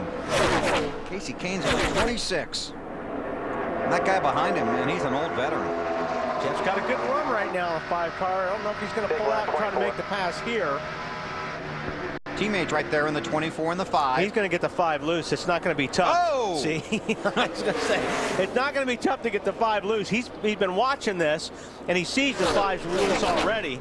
So he figures, I'm just going to go down in the corner, and I'm going to stay right on his bumper and get him real loose. That's what he did. And they are teammates, right? Does not matter. It doesn't? You do that to me? We're booth partners. I'd do it to you in a minute. Matt. Bill, there's a lot on the line for this 24 team, obviously trying to lock themselves in. And this is the stretch of the race where it's more of an experimental period because the sun is setting. Not exactly sure how drastic this racetrack will change from sunset to when it gets to complete darkness. Right now, though, the best his car has been is at this point right now. He runs second, trying to chase down the 9, Alan. Kyle Busch back to third. Nothing on his radio about getting loosened up by Jeff Gordon or sliding back. But one of the things that Kyle has talked about in the last couple of weeks is the biggest lesson he's learned in the last 12 months since picking up that first win. Being patient, not putting his car in positions during a race where it might be compromised and he might crash and lose points. Last year they had 12 finishes in the 30s or 40s, including crashes and mechanical problems. This year only 4. It was something they really wanted to reduce going into the year to have a shot at the title. Kyle won here last September, was 10th here in February. He's got another young star right on his bumper.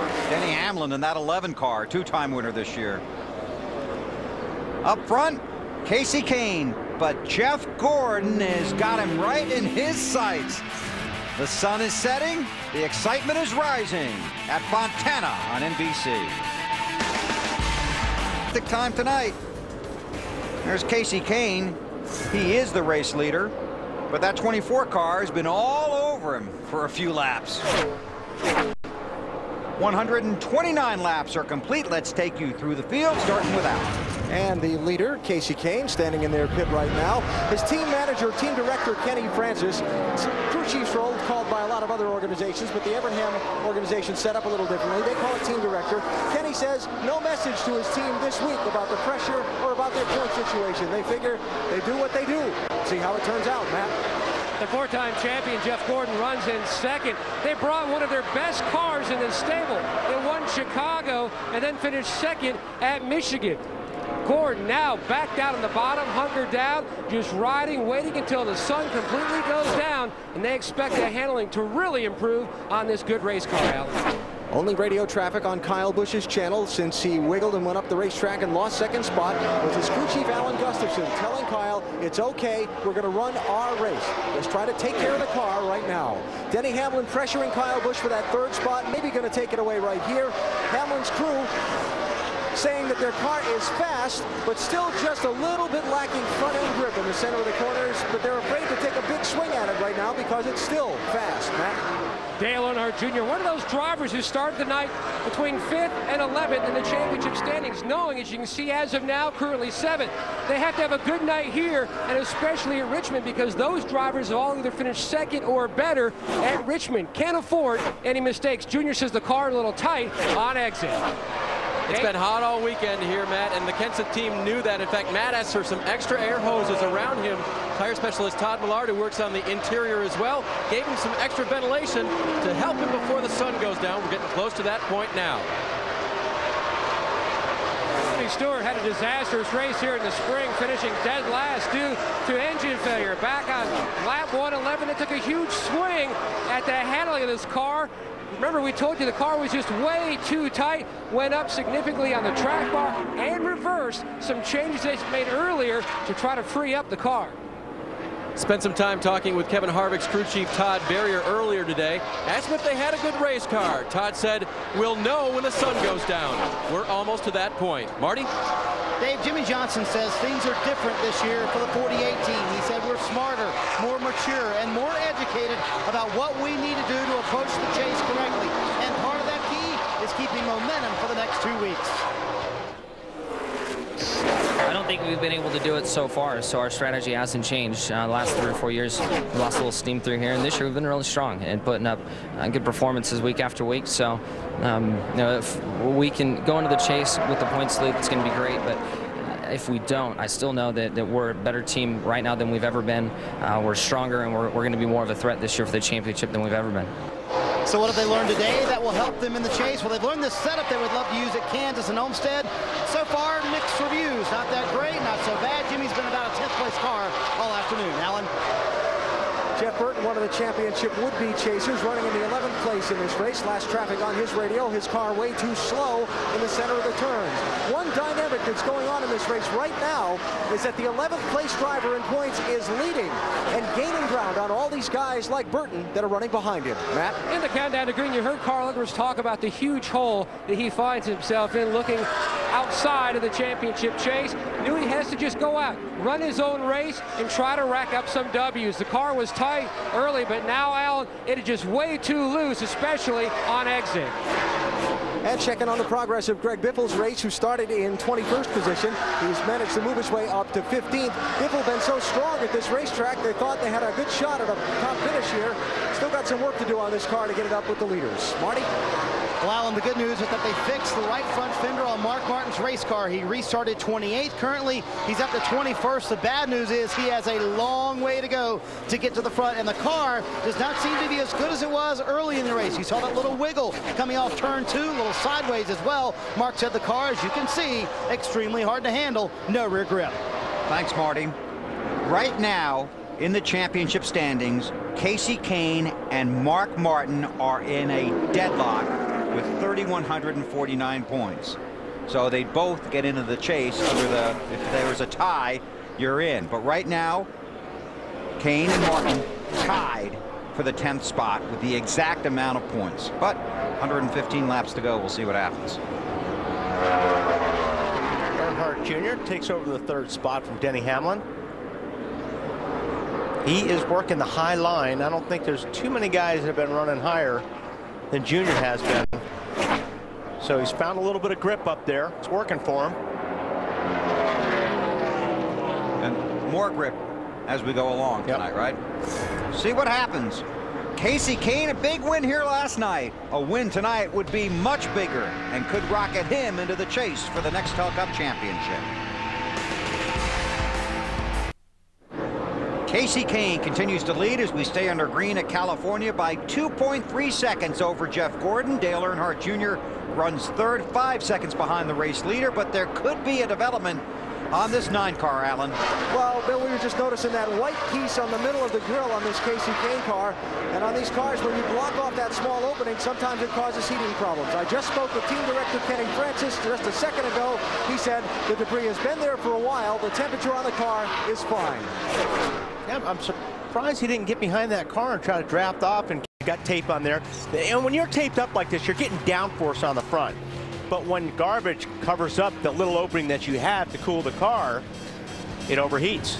And that's the problem that Kasey Kahne may have if that doesn't fly up. Now, last night in the Busch race, you see how much trash he had on the grill, and they got it off during a pit stop.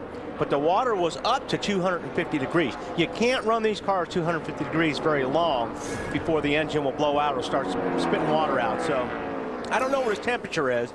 That's not a lot of trash. But you don't want any more. You don't want any more. And you can get that off. If you get behind a guy and you go back and forth, if you get on this bumper and you turn left and right, the air off that car sometimes will clean that paper off. It'll blow that paper off. So I don't even know if he knows it's there or not. If they're watching TV, they'll tell him and he'll get it off.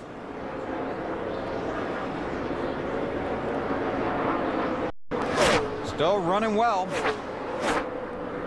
2.2 seconds in front of Gordon.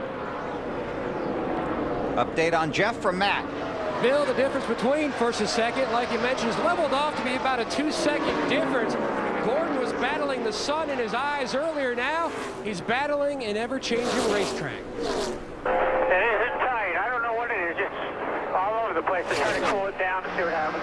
Something about this place when it starts to cool down, boy, it changes in a big way. 3 and 4 is not the same turn as it was. And the latest thing that Gordon told his team, besides being tight in the center, now the car is extremely loose on exit, but he is running lap times about a 1/10 of a second faster than leader Kasey Kahne. And this is what the guys in the garage were talking about. They were craving some kind of an evening practice session here, so you at least have some idea what your car was going to do. Well, they know now. Yeah. They're getting a feel of it anyway. Casey Kane out front. From Enumclaw, Washington. 4 wins this season, chasing number 5. You're watching NASCAR live on NBC. The sun's setting in the mountains of California. The NASCAR Nextel Cup Series racing under the lights at the California Speedway. 148 laps are complete. Casey Kane leads Jeff Gordon by 2.3 seconds. We're about 15 laps or so away from pit stops. This battle is for second. Jeff Gordon and Dale Earnhardt Jr. as we approach the 100 to go mark. Takes the spot. That's second place. Just want to remind everybody, our buddy Benny Parsons not with us this week, hopes to be with us next week when we race in Richmond, Virginia. And if he is, he would utter those famous words, truck, cue the duck, please. Time for our Aflac trivia question. Who were the only rookie contenders to win a California Nextel Cup race?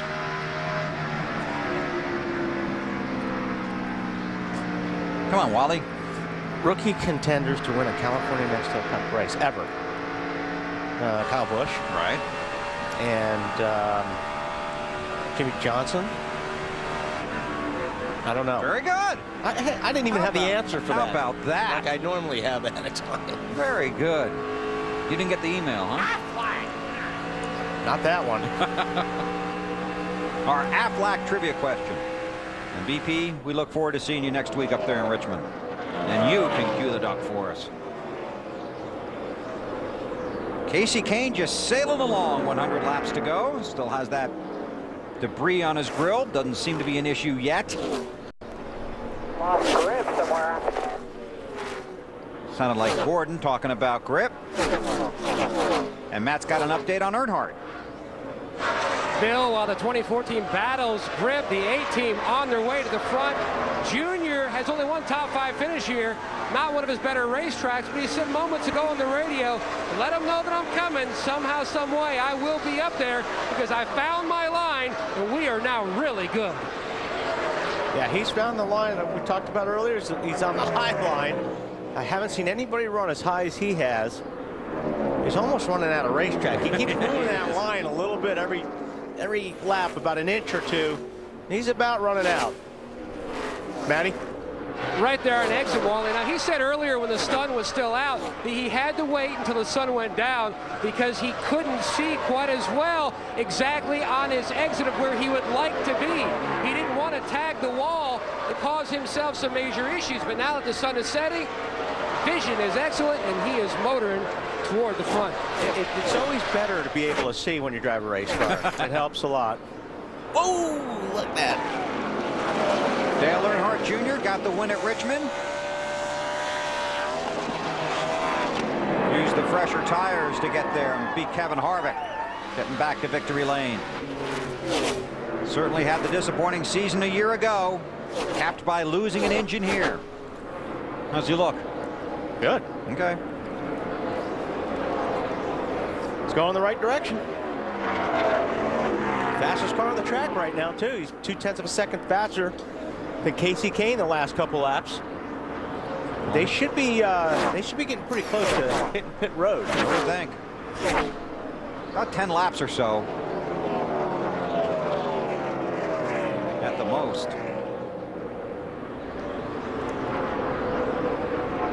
Mark Martin, he's 18th now. Got an update, Marty? Well, speaking of finally going the right direction, this is the time of the day Mark Martin has been waiting for. They've been battling a race car that has no rear grip, extremely loose.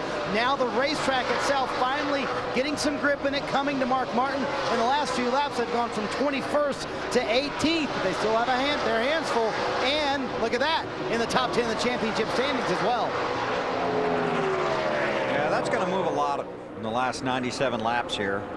And the story from pit road is we can expect our leader Casey Kane on lap 158, and we're working 154, but that's all out the window. Debris for caution on the racetrack.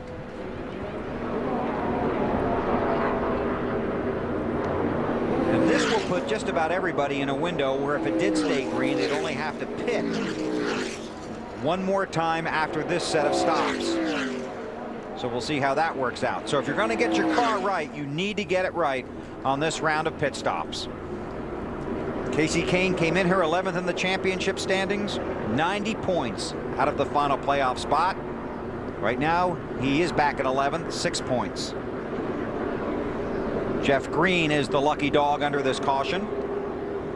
He will come around to be the 26th car on the lead lap. So it's Kahne, Earnhardt Jr., Jeff Gordon, Denny Hamlin, and Kyle Busch. Matt Kenseth the 6th, then Tony Stewart, Kevin Harvick, Jimmy Johnson, and Carl Edwards.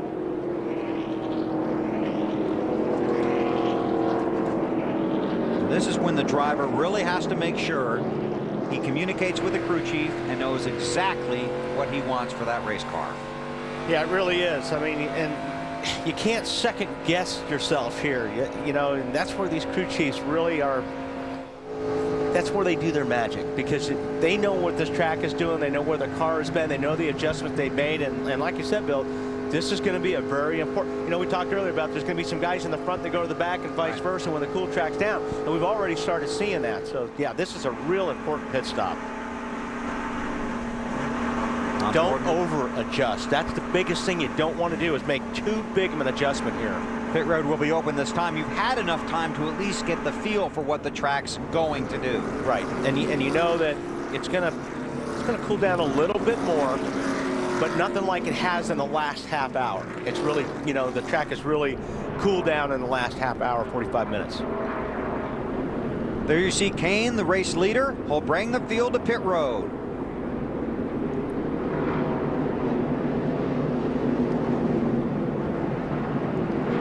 These guys will have to do their best stops right now. The spot in the championship chase could be on the line. The field dashes onto pit road. We go to Marty.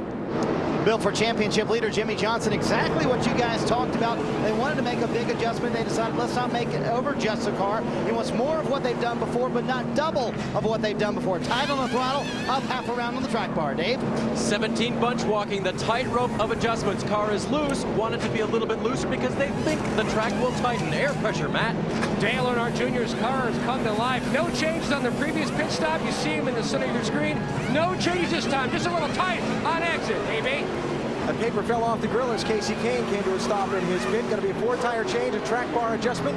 Wanted him to make sure he stopped back in his box so that he could swing around the 11. There's a race off pit road. That's going to be one the camera's going to have to tell us. See Jeff Burton shooting out of his pit stall. I'm going to give that one a 24. And you would be correct. So Jeff Gordon picks up the lead on pit road. The pit guy is getting it done at California.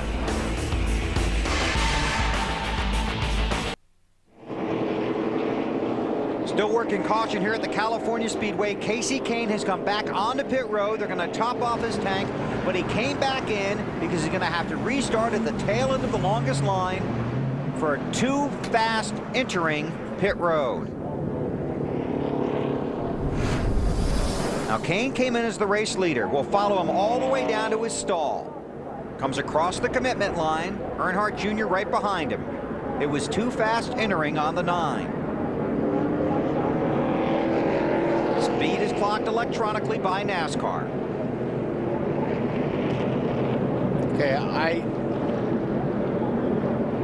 well, unless he sped after the 9 pulled, or the 8 pulled in, I don't understand why the 8 didn't get called either, because they were glued to each other going all the way down the pit. So, AB, I don't understand that one. As you might guess, neither does the driver behind the wheel.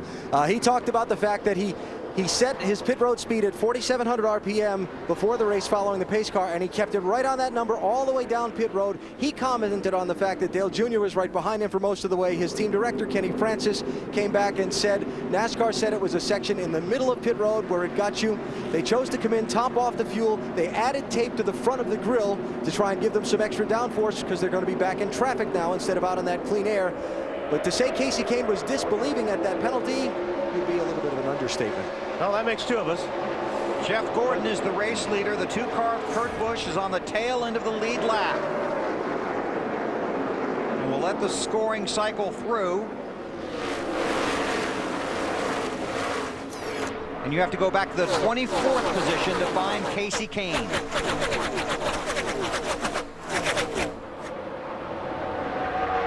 Kurt Busch had just pitted under the green before the caution came out.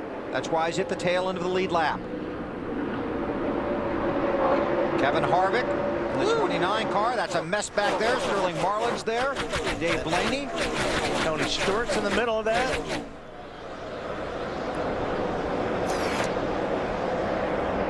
.90 laps to go here. I just want to show you how that penalty affects the 9 situation in the championship chase.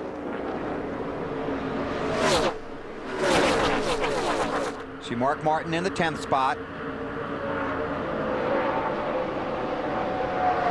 Kasey Kahne now 89 points out. Started the night 90 out.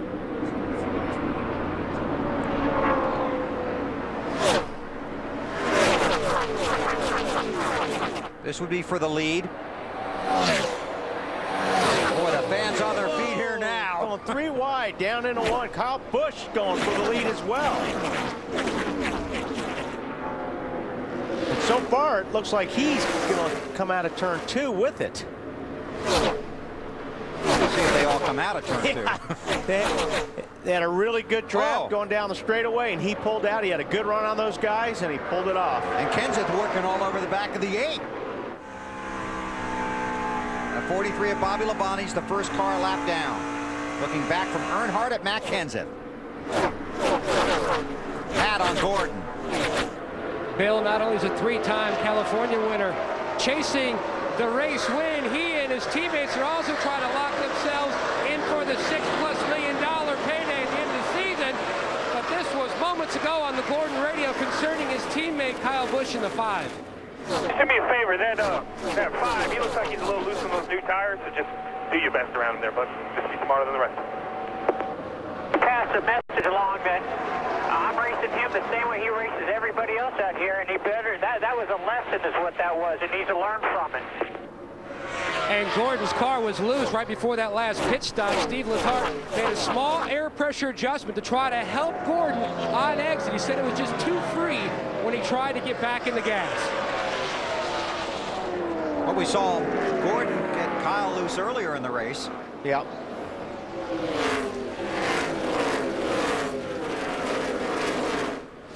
Now, it's the best time to try to pass somebody who's on a restart, really, because you know everybody's jammed up and they go flying down there, and I mean, really, that's your best opportunity to try to pass a guy before things get strung out. See, Kenseth goes down to the bottom of the racetrack. Just makes the pass on Earnhardt. And the upper left, that's Kasey Kahne in the 9 car. He's already worked his way up to 16th. Allen? Hey, Bill, remember last night's NASCAR Busch Series race here at California Speedway? Kasey Kahne had to come back in. He topped off his fuel, went to the back of the pack, wound up winning the thing on fuel mileage. Remember I talked about earlier in the race if someone was going to roll the dice on this thing and try and take it on fuel mileage?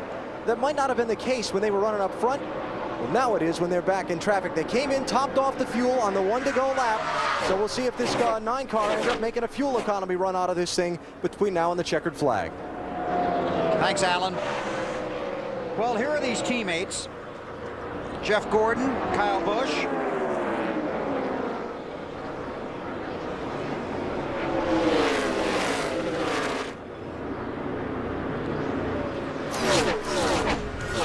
And that would be Kyle's brother in that 2 car.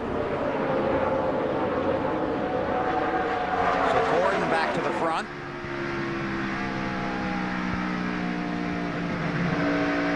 This is good, but you normally don't see this between 2 teammates, especially when they're both trying to make the chase. You know, it didn't sound like they were real happy. One was real happy with the other one either, so they're racing each other pretty hard right now. And Kyle Busch will race anybody. Yeah, it doesn't matter to him, whether it's Jeff Gordon or anybody. He doesn't care. He's out there trying to win the race.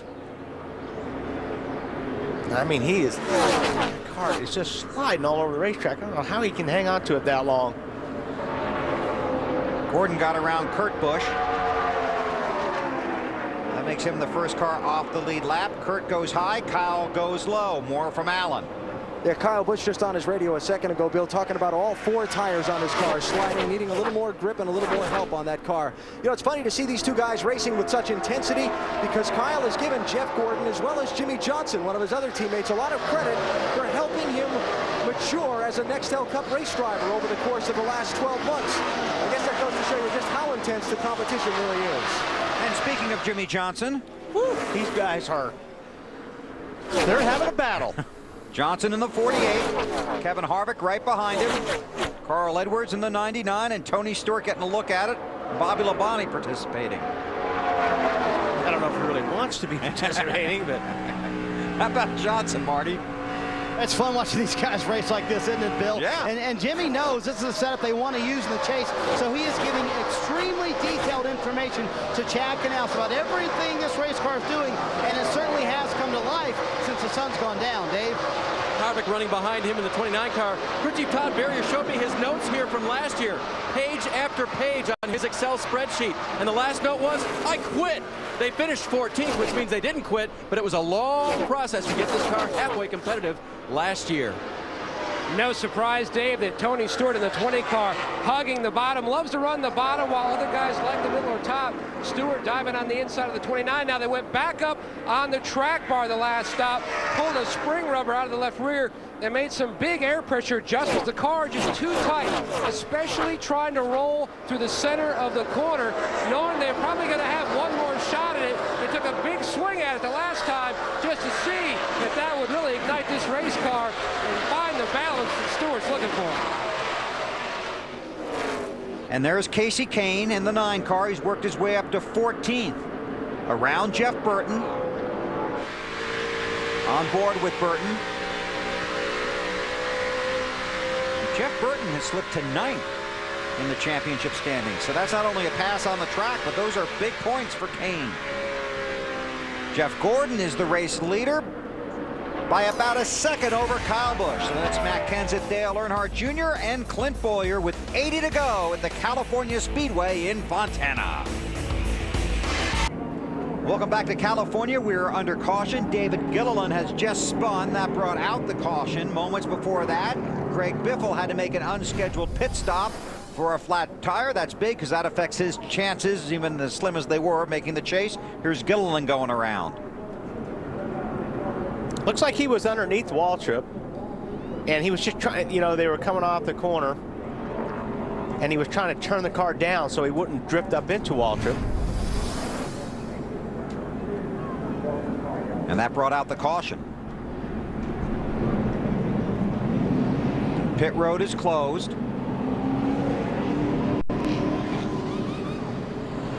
Jeff Gordon is the race leader, then Kyle Busch, Earnhardt Jr., Matt Kenseth, and Denny Hamlin. We'll sneak in a break, come back, see who comes to pit road with 77 laps to go at California. Championship leader Jimmy Johnson hits pit road running 7th. He said the car's not bad, still needs to turn better in the middle of the corner, half round of wedge in the right rear. Dave? Matt Kenseth gives up 4th place for 4 fresh tires, air out of both left side tires to keep the car turning. Matt? And at the top of your screen, the 24, Jeff Gordon, says the car cannot carry the speed that he needs to in the center, especially can't get in the gas up off. Steve Letarte shuffling the air pressure in the rear as the 8 of Junior already away. Kyle Busch in the center of the screen going to get a 4-tire change, but I suspect if you watch that picture on the right, you're going to see some 2-tire stops and some quick pit stops, shuffle the track position a little bit here. Yeah, exactly right, Alan. Different strategies because we hadn't had that many green flag laps. So this is another situation where some of the guys at the back are going to restart at the front because of pit strategy. That's how Casey Kane won the Busch race last night. Jeff Clark, Jackman for the number 1.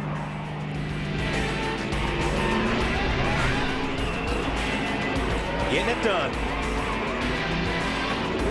Better TV, and then there's Direct TV. And by State Farm. Great service and great rates. You can get it all from State Farm. Some developments here under caution. Jeff Gordon has been back onto pit road. A second stop. Matt has the story. Bill, his crew chief Steve Letarte, called him back to pit road, did not have all the lugs installed on the 24. Didn't want to take any kind of chance whatsoever, brought him back down. Still just under 80 laps left to race. A lot of points still at stake. Did not want to take any kind of chance to hurt themselves in the bigger picture. They know they can bounce back from this fairly easily, knowing how well that car was running before the caution. Came in as the race leader, currently scored 25th. We've seen this happen a few times this year with these guys where they run good, then they get back in traffic and they can't make it work. Right. So it'll be interesting to see if they do have a car good enough to where it'll be able to get through the traffic. That's what's important right now. 2 tires for Casey Kane. He runs second. 2 tires for Dale Earnhardt Jr. He scored as the race leader. Scott Riggs currently runs 4th, also 2 tires. And there's our Craftsman pit summary. Obviously, Kane moving forward. Kyle Busch drops the spot, and Earnhardt Jr. with a 2-tire stop. Still under caution here at the California Speedway.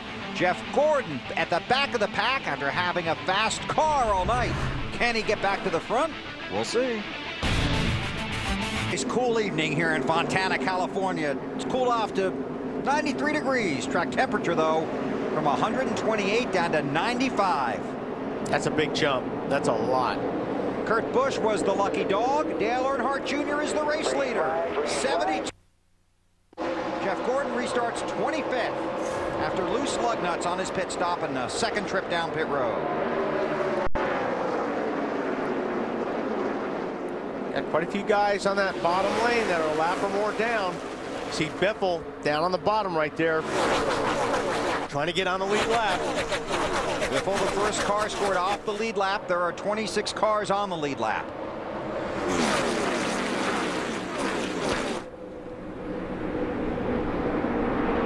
Casey Kane looking at that high groove that Earnhardt's been using. An update on the 9 from Allen. And looking to get the lead back here, Bill. Remember, Casey Kane shuffled all the way back to 24th place by the too fast entering pit road speeding penalty on the lap for 155 pit stop. I talked to his team director, Kenny Francis, about the right side tire only call on this pit stop. He said, we debated 2 or 4. When we saw the 8 car just get 2, that made our decision for us. They've got their track position back. Now they want the lead. Both those cars just 2 tires on their pit stop. Man, he had a run getting off of turn 2, and then right now he's got the lead. He's got the 5-car Busch behind him. Casey Kane needs to slide up the racetrack a little bit to hold that spot. He's got it. Junior loses 2 spots in that lap. Kane doing a little drifting up the track there. Well, there's lots of it.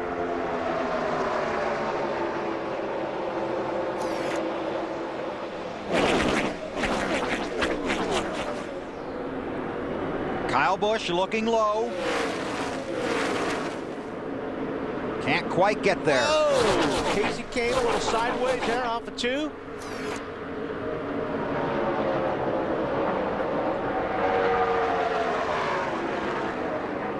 Wasn't it 89 earlier? He went from 89 points out of 10th to 9 points out of 10. Yep.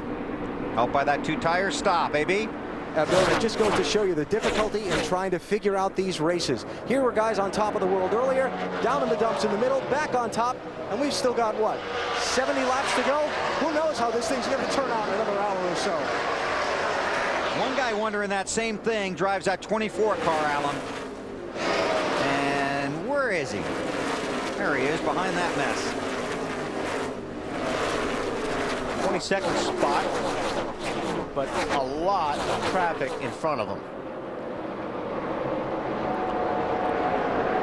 And he was, you know, he was one of the fastest cars on the racetrack. Now he's a second slower than the lap times Casey Kane's running.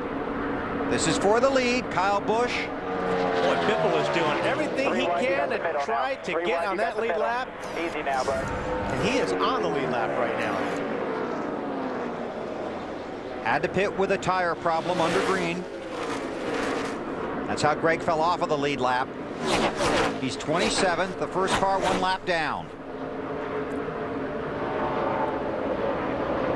On the big lap now. Right, when they get back to the scoring loop, he will be back on the lead lap in front of the race leaders. The 5 and the 9 racing for the lead. And You could see this for years to come in Nextel Cup racing.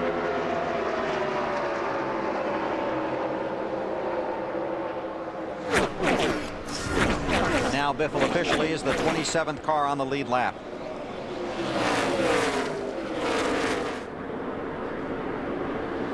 And he's out front. Yeah. So he's got clean air and a good car. And these guys are racing each other. Right. So that's going to help him. He's hoping they'll continue to do that. But he's got a long way to come around. I mean, obviously, he's looking for a yellow.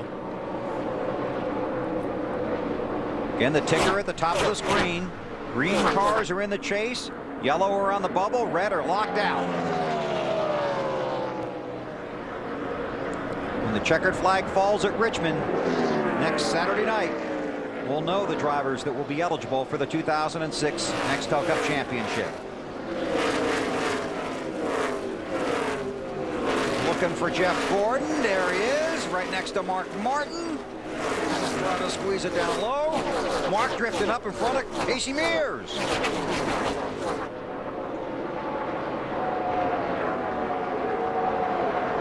Matt. Bill back on lap 178. He restarted in 25th, quickly making his way back to the front. Air pressure adjusted by Letard and company, trying to tighten up the race car on exit. He was close to working by the 6, so Martin just couldn't quite do it. Marty? Mark Martin and company are a little surprised the racetrack has not gotten tighter for them. They restarted in the 21st position. Currently, they're running 18th. The racetrack still too loose for Mark. They made several changes on the last stop, trying to give him a little more rear grip in that 6 car. Anyway, I think we saw that last night through the Busch race. Guys were expecting the track to get tighter, and it didn't for a lot of those guys. Their cars started out loose, and they stayed loose. Boy, all night they were loose. Yeah. This is for 4th. Earnhardt Jr. is 4th. Kenseth is 5th. Denny Hamlin in that 11 car. 3rd in line is 6th.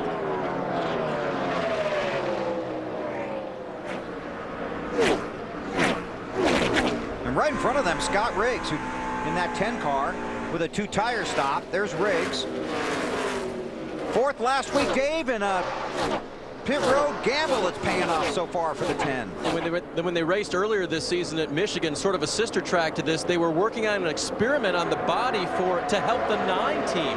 It didn't work, so they didn't use it on the 9. And when they came here, they brought a car they really, really liked as far as the shape of the body, what they thought it would do in the clean air. It's run great tonight. And as you mentioned, a 2-tire stop to give him even more track position on the last stop. Got him out of traffic, was 19th when the caution came out. Now Scott Riggs runs 3rd behind Kyle Busch and Casey Kane.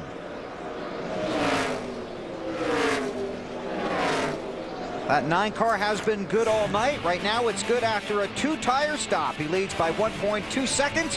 We'll take you through the field when we come back to California on NBC. Weekend on TNT when we go to Richmond. We'll have Bud Pole qualifying on Friday night, followed by the NASCAR Busch Series race. Our coverage begins at 6 o'clock Eastern time.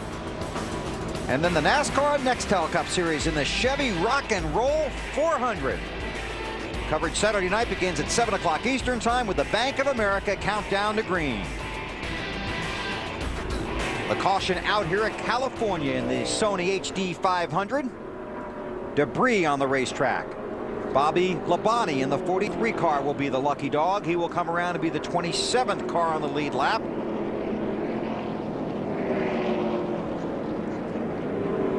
And let's see, Mark Martin is 17th. Jeff Gordon has worked his way to 19th. Here's another look at the championship standings as they run right now. You can see Mark's not in by many. He's going to start that pylon racing here pretty soon. And pylon racing again is? He's going to be coming down this, because you can see that pylon from off of 4. You can really see it when you're driving. You can come down the straightaway and you can kind of see where you're running, and you can also see where your competition's running. So you're going to start looking and saying, well, okay, where's Casey King? Well, he doesn't have to look far, does he? If you start at the top, you don't. That breaks your heart right there when you see that, unless you're a Kane fan. Casey Kane, Kyle Busch, Scott Riggs, Denny Hamlin, Matt Kenseth. Most of these guys are going to be outside their fuel window. I think I'd still be coming in. Oh, I would too. Yeah, I mean, they're going to put tires on, but this is almost exactly the same situation as last night when Casey Kane came down pit road and then came in and topped off before they went back to green, and that got him to the finish and the checkered flag. He won the race last night. Casey Kane, the race leader now, brings the field down pit road. Marty Snyder. Doing it from here, though, Bill, would be a little bit more of a gamble than it was last night. A little bit further to go for these guys. Jimmy Johnson described his car as edgier in turn 3. They're going to undo the last adjustment they did and go up one round on the track bar, Dave. Scott Riggs puts it in the hands of his crew now. 4 tires, this time like everyone else. A little bit tight in the center, slight air pressure adjustment. Matt. Right before the caution, Tony Stewart took the 7th position away from Dale Earnhardt Jr. Now, the recent changes they made to the 20, not long enough to know if it's really helped. They're going to make a slight track bar adjustment. They still haven't got the tightness out of the center, Alan. Going to be a 4-tire change for Casey Kane. Dropped his pit road speed reading by 100 RPM on this set to make sure they stayed safe on NASCAR. Going to be some guys get off pit road ahead of him. Looks like we had some more 2-tire stops, huh? I would think so. Mark Martin appears to be the first car off of pit road. It's like a couple of close calls there, too. Sure were. That was that Carl Edwards I saw that was leaving? He had to stop. I think it was his teammate, probably. I think he came in. There you go. Elliott. Yep. Sadler. Yes. 19 car. Yeah. Carl Edwards. There goes Casey and Riggs, Kenseth, and some of their friends. Dale Earnhardt Jr. loses a few spots. The running order when we come back to California. Carl Hart on the brakes, makes the nice move. Let's Biffle slide in front of him. He gets our Good Hands Award, but you know what he gets for that? He loses a couple of positions coming off of pit road. A couple spots to Mark. You see Mark there on the left, gets by. And I think that's Elliott Sadler that gets by. But no damage to the car. 2 tires for the 99, 2 tires for the 19. So it's Mark Martin with a 2-tire stop, the race leader. Then Elliott Sadler, Carl Edwards, Joe Nemechek, and Casey Kane, the top 5. Riggs comes out 6th. Kenseth, Hamlin, Johnson, and Tony Stewart. Our Napa Field summary. All 43 cars are still running. There are 27 cars on the lead lap. Our Napa Field summary here at California. Mark Martin is the race leader. Some guys on the edge of their fuel window, 55 to go, and we get the green.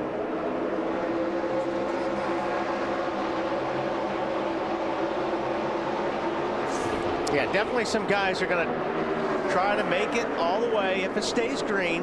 Casey Mears popped off. Marcus. Man, Marcus trying to get down that low side. And, man, Newman was down there. I don't know what was going on, but boy, Elliott Sadler took advantage of that. He's on his way. That might get Mark fired up a little bit. Yeah, I don't know if Mark knew the 12 was down there or not, because he was trying to go to the low line, and he was almost leaning his left rear on Newman's right front fender. That could have been big. Yes. There were a few fast cars coming in a hurry behind him, weren't there? That's Terry Labonte in the 44 car on the inside. He's 1 lap down. More on Mark Martin from Marty. Well, let's talk about those 2 tires and why they decided to take them. Remember, they had the problem with the right front fender earlier, Bill. Got mired back in traffic. The car has not been as good as it was early in the race. Pat Tryson said, you know what? Take the 2 tires here, see what happens, see if we can get our track position back. Obviously, the car extremely loose for Mark right now, hard to hang on to. And for Elliott Sadler, they've gotten better all night long. He said 2 tires, why not? We were looking at top 20 at best earlier tonight. Casey Kane under Mark, and that's 4 tires against 2 right there. And it's just, you know, what we talked about earlier too, Bill, I mean, we really haven't heard much about Elliott Sadler all night. Now, he's clicking off the fastest lap. It's so important to be out front in that clean air. He was fastest that lap by a bunch. And all those cars that are off the lead lap mix in with the lead lap cars, and that makes it that much tougher to get back to the front. So Mark's 2-tire strategy working for now, at least. Yeah, it might be pretty good for him. Don't forget, you got Jeff Gordon back there. He's in 17th spot right now in the middle of all that traffic. Well, earlier this race, Mark was out of the top 10 in the championship standings, was 11th. Right now, he's 5th with 52 to go. Just want to make sure we get it in that Casey Mears did come back in and top off in that 42 car. And we heard from pit road their plan is to go the distance. They're going to need a few caution flag laps to help them, though, I would think. We'll see. There's Jeff Gordon, 17th. Gordon had to make an unscheduled stop under caution for loose lug nuts. Restarted 25th. Still trying to work his way back up front. Gordon had led 42 laps tonight. Dale Earnhardt Jr. in that pack of traffic there. 13th, Matt. Bill, just like the 24, he's mired back in traffic now. Junior, remember on the previous stop, they took 2 tires. The car just did not react well to 2 tires. You see him work the outside of the car. Now on 4 tires, Junior felt like they'd gone 3 or 4 more laps. The car was really starting to come to life. It's a 31 Rockets on the bottom. But the one thing that Junior's got going for him, Matt, is that he's running higher, or he's got that high line down, and nobody else is really running up there. Where guys like Jeff Gordon are running where there's 30 other guys running. Right. So the one thing about Junior, he may be able to pass a lot of cars because he's one of the few guys running that really high line.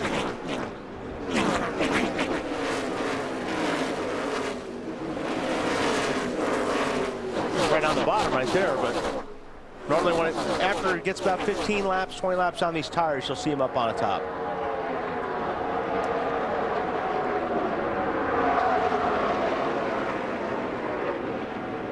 Junior right now 10th in the championship standings. 50 to go.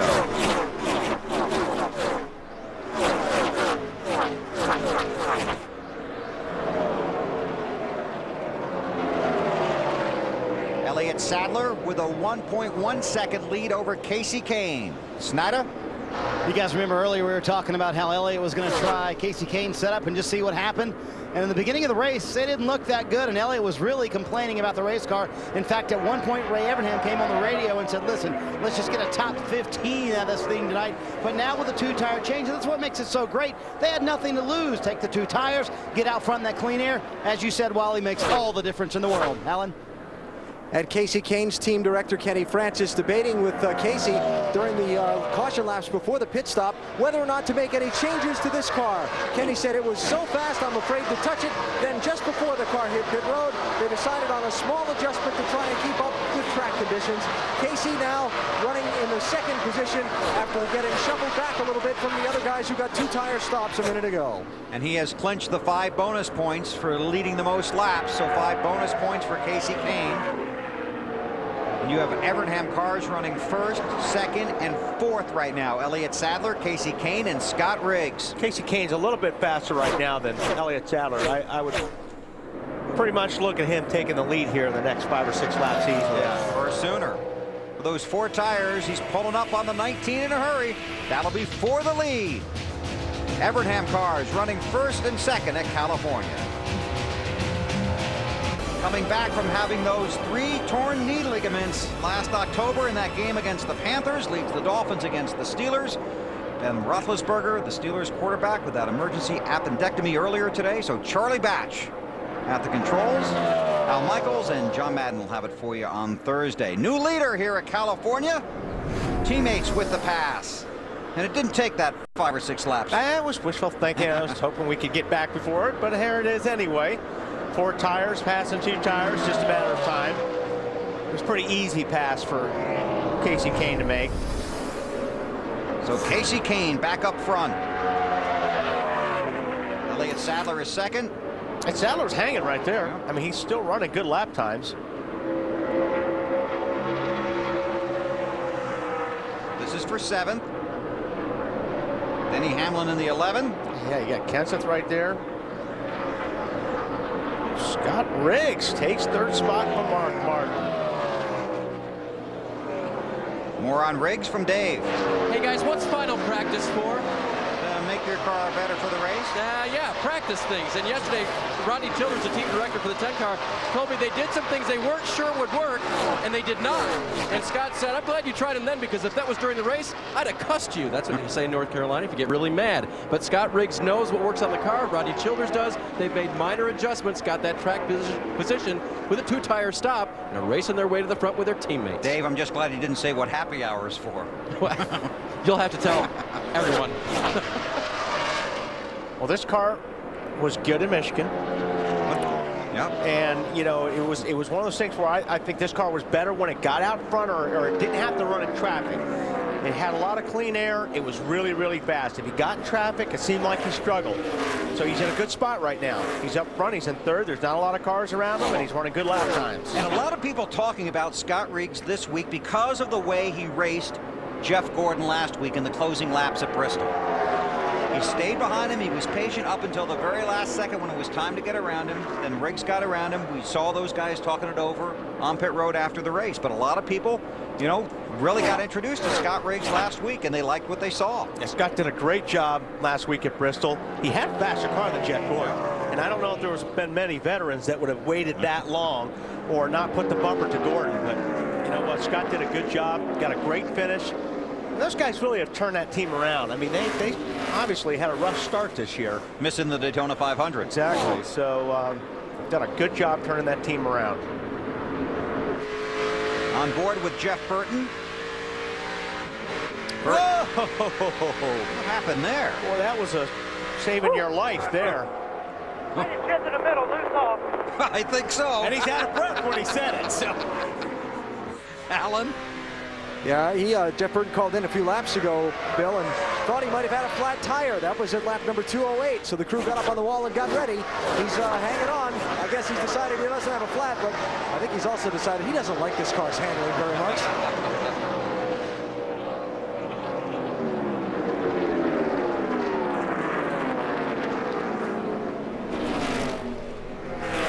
and this is just a part of the races these guys have struggled lately. I mean, you know, they've been good to start, the middle, and then they get down to the finish or the last 20, 30 laps of a race, and they lose a lot of spots. They lose a lot of ground. We talked about it at Indianapolis and at Bristol. The car just got tight. They couldn't get it out of it. Cost them a lot of spots.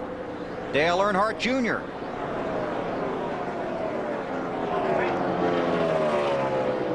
More from Matt. And Junior just made his way around the 01 and Nemechek, who had to pick it. He had a cut left front tire. Junior says the car has really come alive up top in the Richard Petty lane. Steve Beal, a spotter, cheering him on, trying to work his way back up to the front. He's got the 20 right ahead, trying to reel him in to pick up another spot. And right behind him is that 24 car. And who was fastest last lap? What that 24 car was that last lap, and you know, he's gotten through the traffic, and like I said, it seems to have had some issues there earlier in the year with that, but they've got their car working right now, and he did get through traffic. He's in the 11th spot right now. Matt, you got something on Jeff? Well, the biggest thing, Bill, they just haven't panicked over the past month and a half when they've had bad runs. They had some great days, sure, but they have had some struggles as well. This team's slowly working their way back up the front, currently in the 11th position, trying to bounce back when they had to hit pit road for missing a couple lugs. Jeff Gordon missed the chase a year ago, trying to race his way into it tonight. But everybody is chasing Casey Kane. Leads his teammate Elliott Sadler by 1.8. His other teammate Scott Riggs runs third. Evernham 1-2-3 at California. Coach Charlie Weiss and some excellent execution on the field. Got their win on the road, come from behind. Penn State and the Irish next Saturday, NBC. Casey Kane, the race leader. Let's go through the field in the Sony HD 500. Here's Alan Bestwick. Yeah, if you haven't been with us all night, Bill, let me tell you about Casey Kane's night. He started 9th, he raced his way up to the lead. Then from the lead, he got a pit road speeding penalty that knocked him back to 24th at lap 156. Got from up to 12th on the track under green, up to 2nd on a right side tire only stop, shuffled back to 5th by other guys getting right side tires, raced his way back to the lead. Woo, my notepad's busy, Marty. Alan, it's been much less eventful for his teammate Elliott Sadler. They ran about 20th for most of the night. The car would not handle, extremely loose. The sun went down, the car got better. They took on 2 tires, have made it to the front. They're about 3 laps short on fuel, though. That's the only problem, Dave. And that's what we're going to be watching with everybody. The 17 restarted 7th all the way up to 3rd now. That car has come alive in the nighttime. They've saved the best for last tonight. As far as the 10 car, he got slowed up by the 44. The lap car of Terry Labonte got very tight behind his race car. By the time Matt Kenseth caught him, that's when they got a wave by, but it was too late. Kenseth went by the 10, Matt. And Dale Earnhardt Jr. just told his crew chief, Tony Eury Jr. says this car is just turning so well in the center of the corner and is great on exit, and it shows on the stopwatch as the car turning great laps, moving his way to the front, currently 5th, AB. Denny Hamlin looked like he had the car to beat in this race. He led most of the time from lap 30 to lap 78, but the car, since falling back into the traffic, has not been able to get back to the front, though Hamlin's still looking for what would be his 6th straight top 10 finish. Kyle Busch lost some track position on the last set of pit stops. We showed you the Carl Edwards-Greg Biffle tangle on pit road. It left Biffle's car hanging out in the pit space in front of Kyle Busch's. It blocked him in. He lost some spots getting off pit road. He was back to 11th after the stops, Matt. Fuel's still a question for just about everybody. If you can see the 24, Jeff Gordon, one of the fastest cars on the racetrack, rebounding from their miscue on pit road. Probably one of the top 3 cars speed-wise on the racetrack right now, Marty. Mark Martin started 38th tonight, Matt. He blasted his way up to the top 5. Then they damaged the right front fender, and he spent most of the night running about 20th. 2 tires on the last stop, though, and they're back in the top 10 and back in the chase for the championship, Matt. 2 tires on the last stop for the 99 of Carl Edwards. Got him the track position, but then slowly has begun to fade. Back in the 10th position, about 5 laps short of making it on fuel. Tight in 1 and 2, loose down in 3 and 4. Snyder? Jimmy Johnson said earlier this week, I want to challenge the 17 team and the RCR teams in these final 2 weeks going into the chase for the championship. We need to build momentum. Currently, Johnson in 11th with a tight race car. Matt? Tony Stewart's fallen out of the top 10, currently in the 12th spot.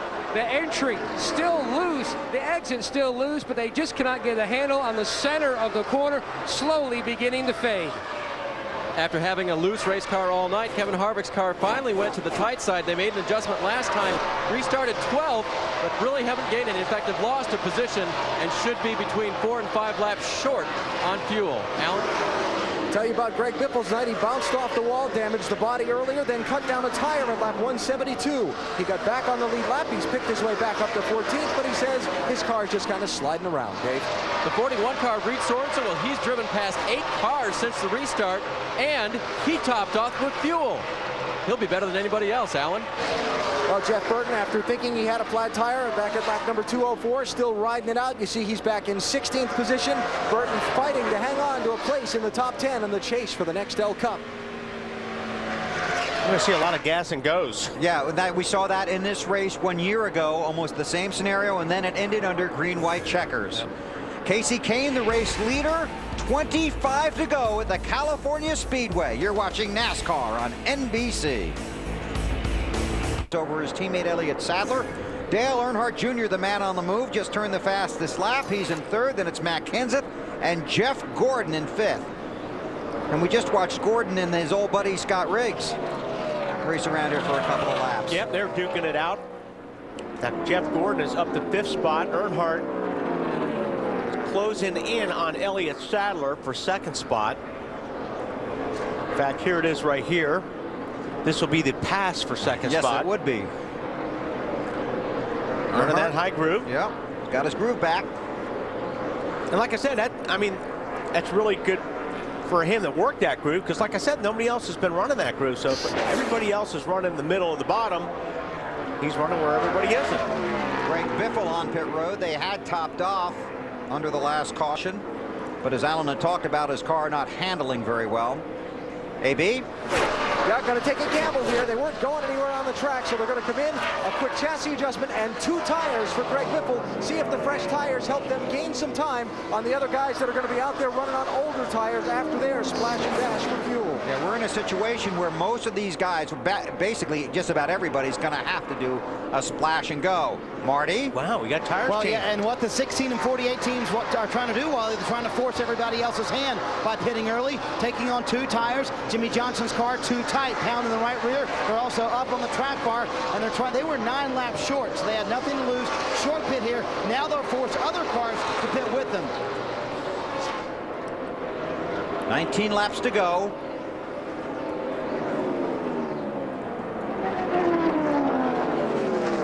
And there's your race leader, Kasey Kahne. Take our final green flag commercial break and come back and take you to the checkers at California. Kasey Kahne is the race leader here at California. 15 laps to go.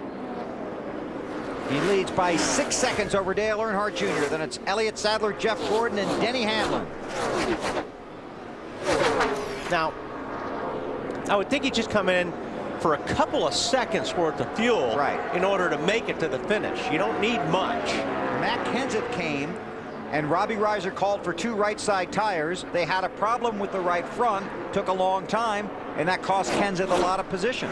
And that's something that he can't afford to do right there. You know, Matt can. Right, because he's already locked into the chase. Right, but Kasey Kahne can't, so I'd be real interested to see if these guys take on rights or just fuel. I would think just gas. Right now, Kasey Kahne 11th in the championship standings, 39 points out of 10th. The top 10 drivers make the chase. Kasey Kahne is the race leader. Kahne has led 127 of the 236 laps tonight. Won here last night. Matt Kenseth swept Bristol last weekend. Kahne trying to sweep California. Kevin Harvick on pit road. Another guy trying to lock up his spot in the chase. He could do it by finishing 3rd or better tonight. Dave, what's his strategy? Loose in the corner, tight off. They're going to put 2 right side tires on. This is considered early enough to take advantage of the new rubber, Wally. I think that's why guys are doing it like the 17 car, because now they're running and trying to run faster laps than the guys who will start late, not take on any rubber, and run slower laps. I see what you're saying, Dave, but I just don't. I mean, you're losing an extra 5 or 6 seconds on the racetrack by putting those tires on. But more importantly, you can make a mistake. Right, which the 17 bunch appeared to do. Matt Kenseth is scored in 22nd. First car off the lead lap. Right behind him, Jimmy Johnson. Allen, here comes the 9. Yeah, here's where all the pressure is on the driver now, Bill. Get down to the speed limit before that commitment line there. Don't speed down pit road despite your excitement at trying to win the race. Get smoothly to a stop in your stall. Then the pressure transfers to the crew. They're going to make a right side tire change on this 9 car and put some fuel in it. Then the pressure back to the driver. Get smoothly out of the pit stop. Get up to speed. Don't speed. And get back up onto the track as quickly as you can on those fresh right side tires. So far, so smooth for Kasey Kahne. He's into his pit stall. Right side tires and fuel. They're telling him to go when the jack drops from the tires, not to wait on the fuel. Tire changers around the front of the car. And to Matt. And it's a fuel-only stop for Jeff Gordon. He only needed about 3.5 to 4 seconds of fuel. No tires for the 24. AB. Right side tires for Kyle Busch. Down and away. We'll see Denny Hamlin in this lap. Look for him to take fuel only. Matt. And the 8 of Dale Earnhardt Jr. on his way down to his pit stall. They have tires on the wall. Possibly just fuel only, though, for the 8. The 20 is Stewart. Right side tires only. They are going to go tires on the old Dale Earnhardt Jr. Slid in his pit box. Fortunately, did not slide through it. The car is at an angle. He's finally away, Marty. Mark Martin has already left pit road. He was struggling with those tires that were on the car, so he wanted 2 fresh right side tires and the fuel to make it all the way to the end. No chassis changes. 7.3 seconds on the stop for Kahne, 8.7 on the stop for Earnhardt, 4.9 seconds on the stop for Gordon. Carl Edwards makes his way onto pit road. 11 laps to go. Edwards gives up the lead to come down pit road. Matt. Bill Morrow was one of those drivers that took the 2 right side tires for the gamble on his way down to his pit box, the sign waving up and down. Let's see if he too goes for the tires. They were going back for fuel only for Edwards. Just a quick splash. He's away. Just before we went back to green, under the caution, Clint Boyer, Reed Sorensen, Casey Mears among the drivers that topped off. Hearing that Sorensen plans to stay out. We heard that Mears plans to go to the finish. There's Sorensen. Dave Burns. They radioed to Reed, buddy, we're staying out. We're going to win this thing. And he said, no, I need to come in for tires, right? No, he said that putting on tires would delay his run to victory lane there, Wall. Okay. Wow, Reed Sorensen out front with 9 to go. Ain't nobody around him. Yeah. I mean, he's like, yeah. I don't know. I'm just surprised at some of those tire changes there. I'm with you.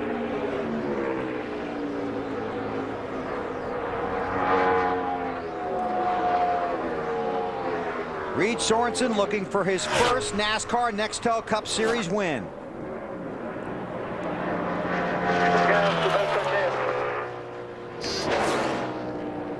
Jimmy Ellich, his crew chief. Drives for Chip Ganassi, Felix Sabates. Dave, you down there? Yep, this is a brand new race car for them this weekend. It's run very strong. He's running the top 15 all night.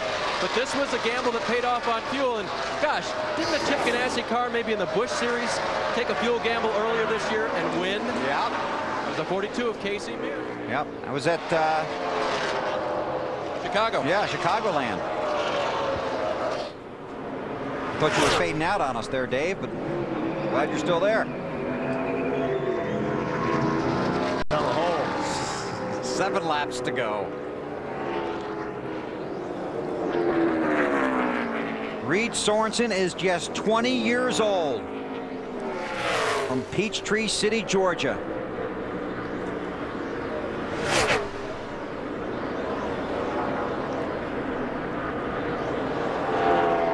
Sorensen leads. An update on Casey Kane in 4th from Allen.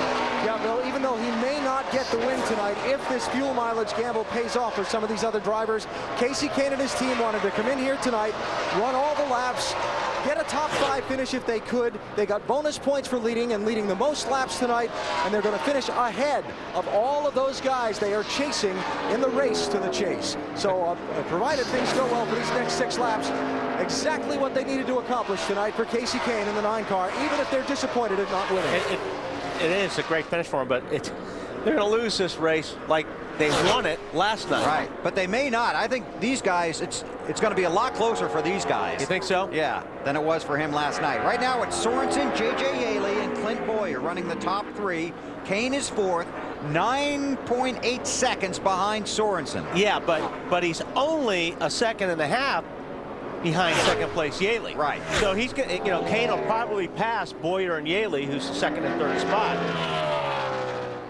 And then Reed Sorensen, if he does run out of gas, then Kane's right there. What are they saying, Dave, on the 18? Dave? We've lost it. He did follow that. All right, so there we got J.J. Yaley there in the 18 car in 2nd place. Casey Kane now takes over 3rd spot from Clint Boyer.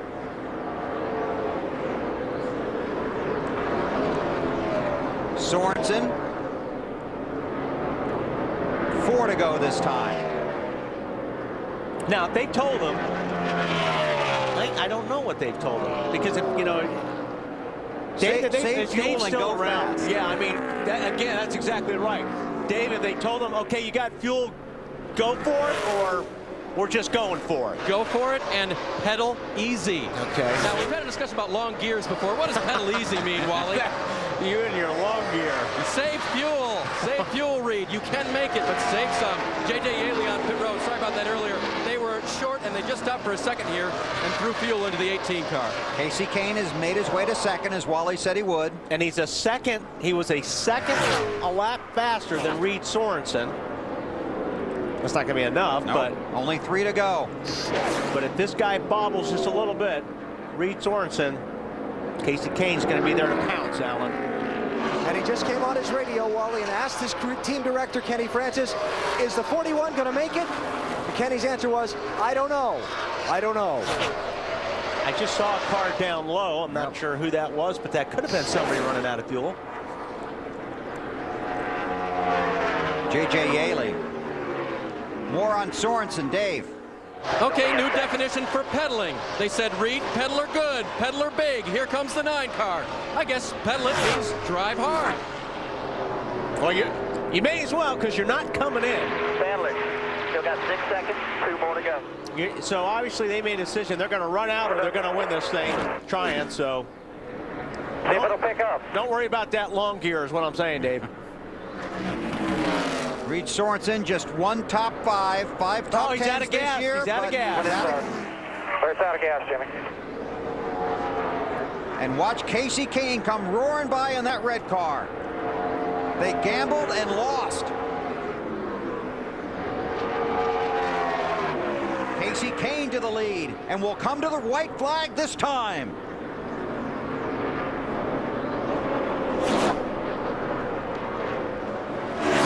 And there's not even a threat behind him. And they did what they talked about earlier in the race, or earlier today. Just go out and win the race. Let everybody else do whatever they got to do. This is what these guys need to do to even have a shot at making the chase. Won 4 of the first 15 races this year, but has struggled since. Tonight, he has led 129 laps of this 250-lap race. This is the final lap. Casey Kane came in here 11th in the championship standings, and as Wally said, he's going to beat everybody and put himself in position to make the chase next week at Richmond. Earnhardt goes to second. Casey Kane comes off of turn 4. He won last night in the Busch race. Casey Kane sweeps at California.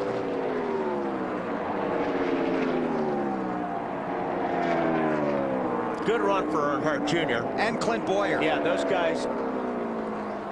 Earnhardt's going to feel a lot better after tonight with his record here in Fontana going into Richmond next Saturday.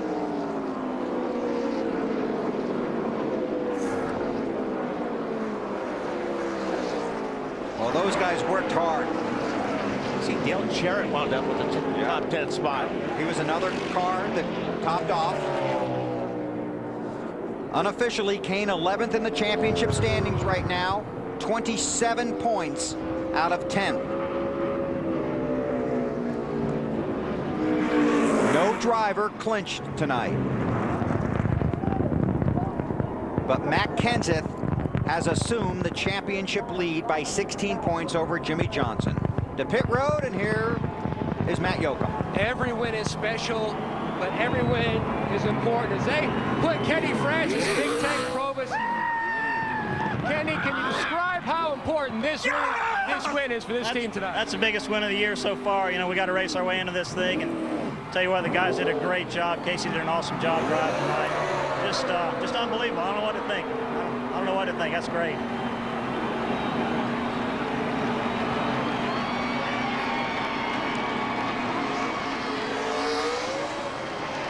Casey had a big week, had charity events in Washington and here in California Wednesday and Thursday. Came here and won the Busch race last night and celebrates his win tonight here at California. His 5th of the season after winning 4 times in the first 15 races.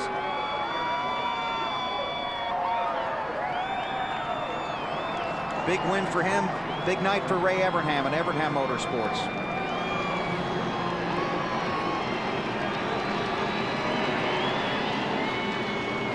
Casey Kane, one of the popular young stars in the NASCAR Nextel Cup Series, 26 years old.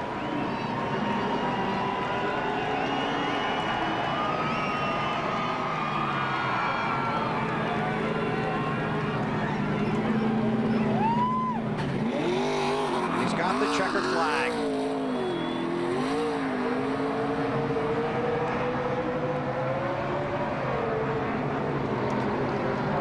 His 6th career victory. You know where he got his first NASCAR Next Toe Cup win? I believe that was at Richmond, Bill. It certainly was. And that's where we'll be next weekend. Pretty exciting.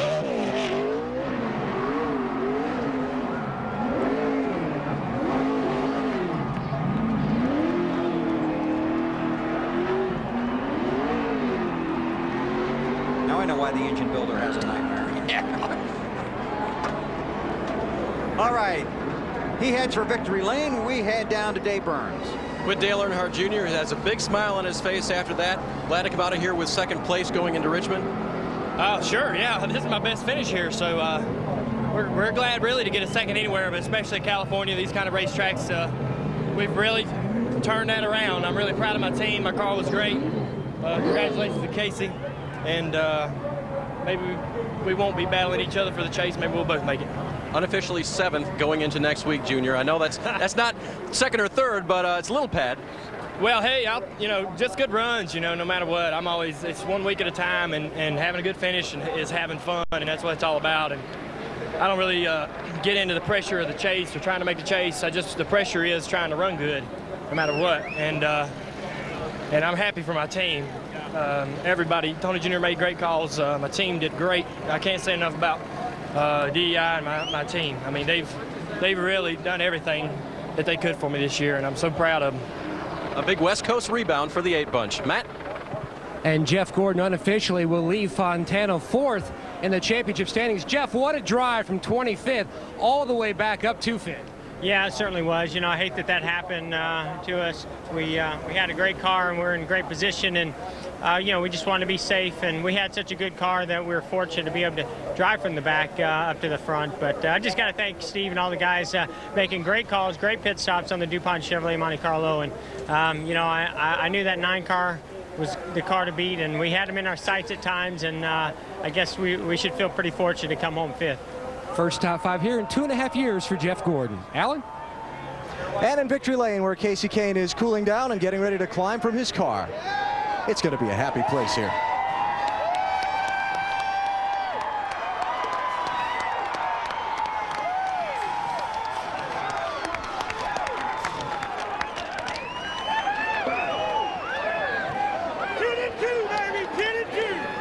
Any question what this win means to this team, I think, was just answered. Congratulations. Could you have imagined this night going as well as it did? One section accepted. Could you imagine the night turning out like it did? Not really. This was an unbelievable night to fall down a lap there. I just got over the speed limit. I didn't even notice it. I think it was just that close. We were right on the edge, and these guys fought back, had great pit stops. Dodge dealers, UAW Dodge Charger was really fast all night, and we got better when the sun went down for sure. I just can't thank this team enough. They worked their butts off trying to get us back in this chase, and this is the only way we can do it, is to lead the most laps and win a race, and at least it'll give us hope at Richmond next week.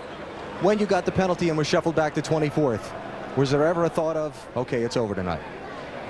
No thought at all. I was all out, man. We had to get back to the front, and Kenny did 2 tires. I think I passed about 10 cars, and then we did 2 tires and went from 12th to the lead, or to 2nd behind Junior, and then battled by Junior and led some laps. So awesome engine, Evernham engine, the best engine I've ever had, and just everybody that supports this team, Stanley, McDonald, Siemens, the UAW, they're all great people. Hopefully we can make the chase for them.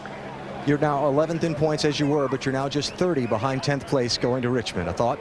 Yeah, I wasn't sure how far we'd be back, but 30's a lot closer to 90, and could have been a lot worse than 90. So it's a big jump. Anything can happen at Richmond. It's going to be a wild race there, and hopefully we're on the good side of things. We got 5 wins. That's the most out here.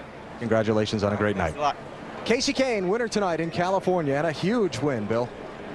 A big hug from his mom. NBC Sports live in Fontana, California for the Nextel post-race report. We continue our coverage with Dave Burns. And with Carl Edwards now, who pulls down a 4th place finish. You needed a miracle tonight. That wasn't quite it, was it? No, we needed a miracle, but I'll tell you what, I had a good time, and that's what this is about. And I guess we're mathematically out of it now, somebody said. So congratulations to Casey to sweep the weekend. That was cool. And I guess we'll just go out for 11 races, have a good time, try to win something, and prepare for 07. Did you feel after last week, had you sort of counted yourself out, even though it wasn't mathematical, or is this the big letdown now? Well, really, the big letdown was earlier in the year. We just kept having the bad luck, but it's still not let down, man. I get to live my dream, get to have a good time, race these cars. Office Depot's going to be on board for another couple years, so maybe we can get them in the chase next year. Carl's first comment to me was running the high line sure is fun here at California, Matt. Dave, on the way out here, Clint Boyer found a lucky penny, taped it to your dash. It looks like that helped to pay off for your career best finish, third. How close were you to running out? Maybe that was God's way of paying back for the Michigan running third and blowing up a 2 to go. So, you know, just an incredible call by Gil to come back in, top off the fuel. And I tell you, we everybody had to pit, you know, and we stayed out and gambled. And it's just neat to, you know, finally have something go our way. Jack Daniels Chevrolet was decent all night long. I think it was about an 8th to 10th place car. And, you know, really proud of Gil for stepping up, making a good call, and having a payoff. This team has gained so much momentum. Are you excited about going on next week to Richmond? Yeah, we've been running good. You know, we do have the momentum. It's just frustrating not to get to finish at the end of the day. But, you know, that's a step in the right direction, and we're on our way. Clint Boyer finishes third here in Fontana. Marty? A hard-fought 12th place finish for Mark Martin, and you guys were terrific during the daytime. Were you surprised the track didn't tighten up for you at night? Yeah, the car got loose at night instead of tight, and we weren't prepared for that. Man, I want to thank the fans. They've been so awesome, and we went down fighting tonight. You know, we gave it everything that we had, and I'm proud of my team, you know, for fighting as hard. And, you know, we got a 12th place finish, but there was a time in the race when I really thought we were a threat to win it, but the car just never did handle right once it got dark. You're still in 10th. How do you feel about things going into Richmond? The race is on. You know, I've been fighting and gouging in that 6 car for 19 years, and you know, I'm gonna fight and gouge till the very end, no matter what happens with the chase. You know, it's been a great year with AAA and all, and I'm gonna go down swinging. It's gonna be fun next Saturday night. With team owner Ray Evernham. Ray, watching your team under the circumstances they faced all weekend, performing tonight, what are your thoughts? That's the way champions act. You know, they're good under pressure, and they knew they had to come here, lead the most laps, and win the race, and run good up front all night. And then, you know, to have them run 1, 2, 3, I think it's the first time in my history that we had the cars running 1, 2, 3, and it was just really great to see. It shows how hard the guys are working together. And you know, thank the Dodge dealers and UAW and Valvoline and everybody for sticking with us. From a team owner's perspective, the guy that has to deal with the sponsors, how important is next week to you? It's important, you know, obviously, but every win's important. You know, if we make the chase, great. We've got to go and do the same thing next week, but we also know where we were weak and what put us in this position. And, you know, we're going to work on it. We're doing all we can do, and that's all you can do. And just want to let the White family know that we're thinking about them, and we miss you, Kevin. That's the tire specialist for the team who was not here. His mother passed away earlier this weekend. Bill? Thanks, Alan. Here are the unofficial results from tonight's race at the California Speedway. Casey Kane started 9th at Charlotte and won. This is the first time he started 9th since then and won. Led the most laps. Got himself in position to get into the chase. Junior, Clint Boyer, Carl Edwards, Jeff Gordon gets 5th. Matt Kenseth comes back for 7th. Dale Jarrett topping off. Got himself a top 10. Jimmy Johnson, 11th. Elliott Sadler wound up 13th. He was obviously one of those guys that did take tires. It was fun watching Scott Riggs up front. He ends up 17th. There you see Jeff Burton in the 16th spot. One of the guys trying to lock into the chase. Jimmy McMurray comes home 20th. Reed Sorensen. They went for it. They did. Finishes 21st for the effort. Well, these guys had a rough night from about 22nd, 23rd on. Kurt Busch definitely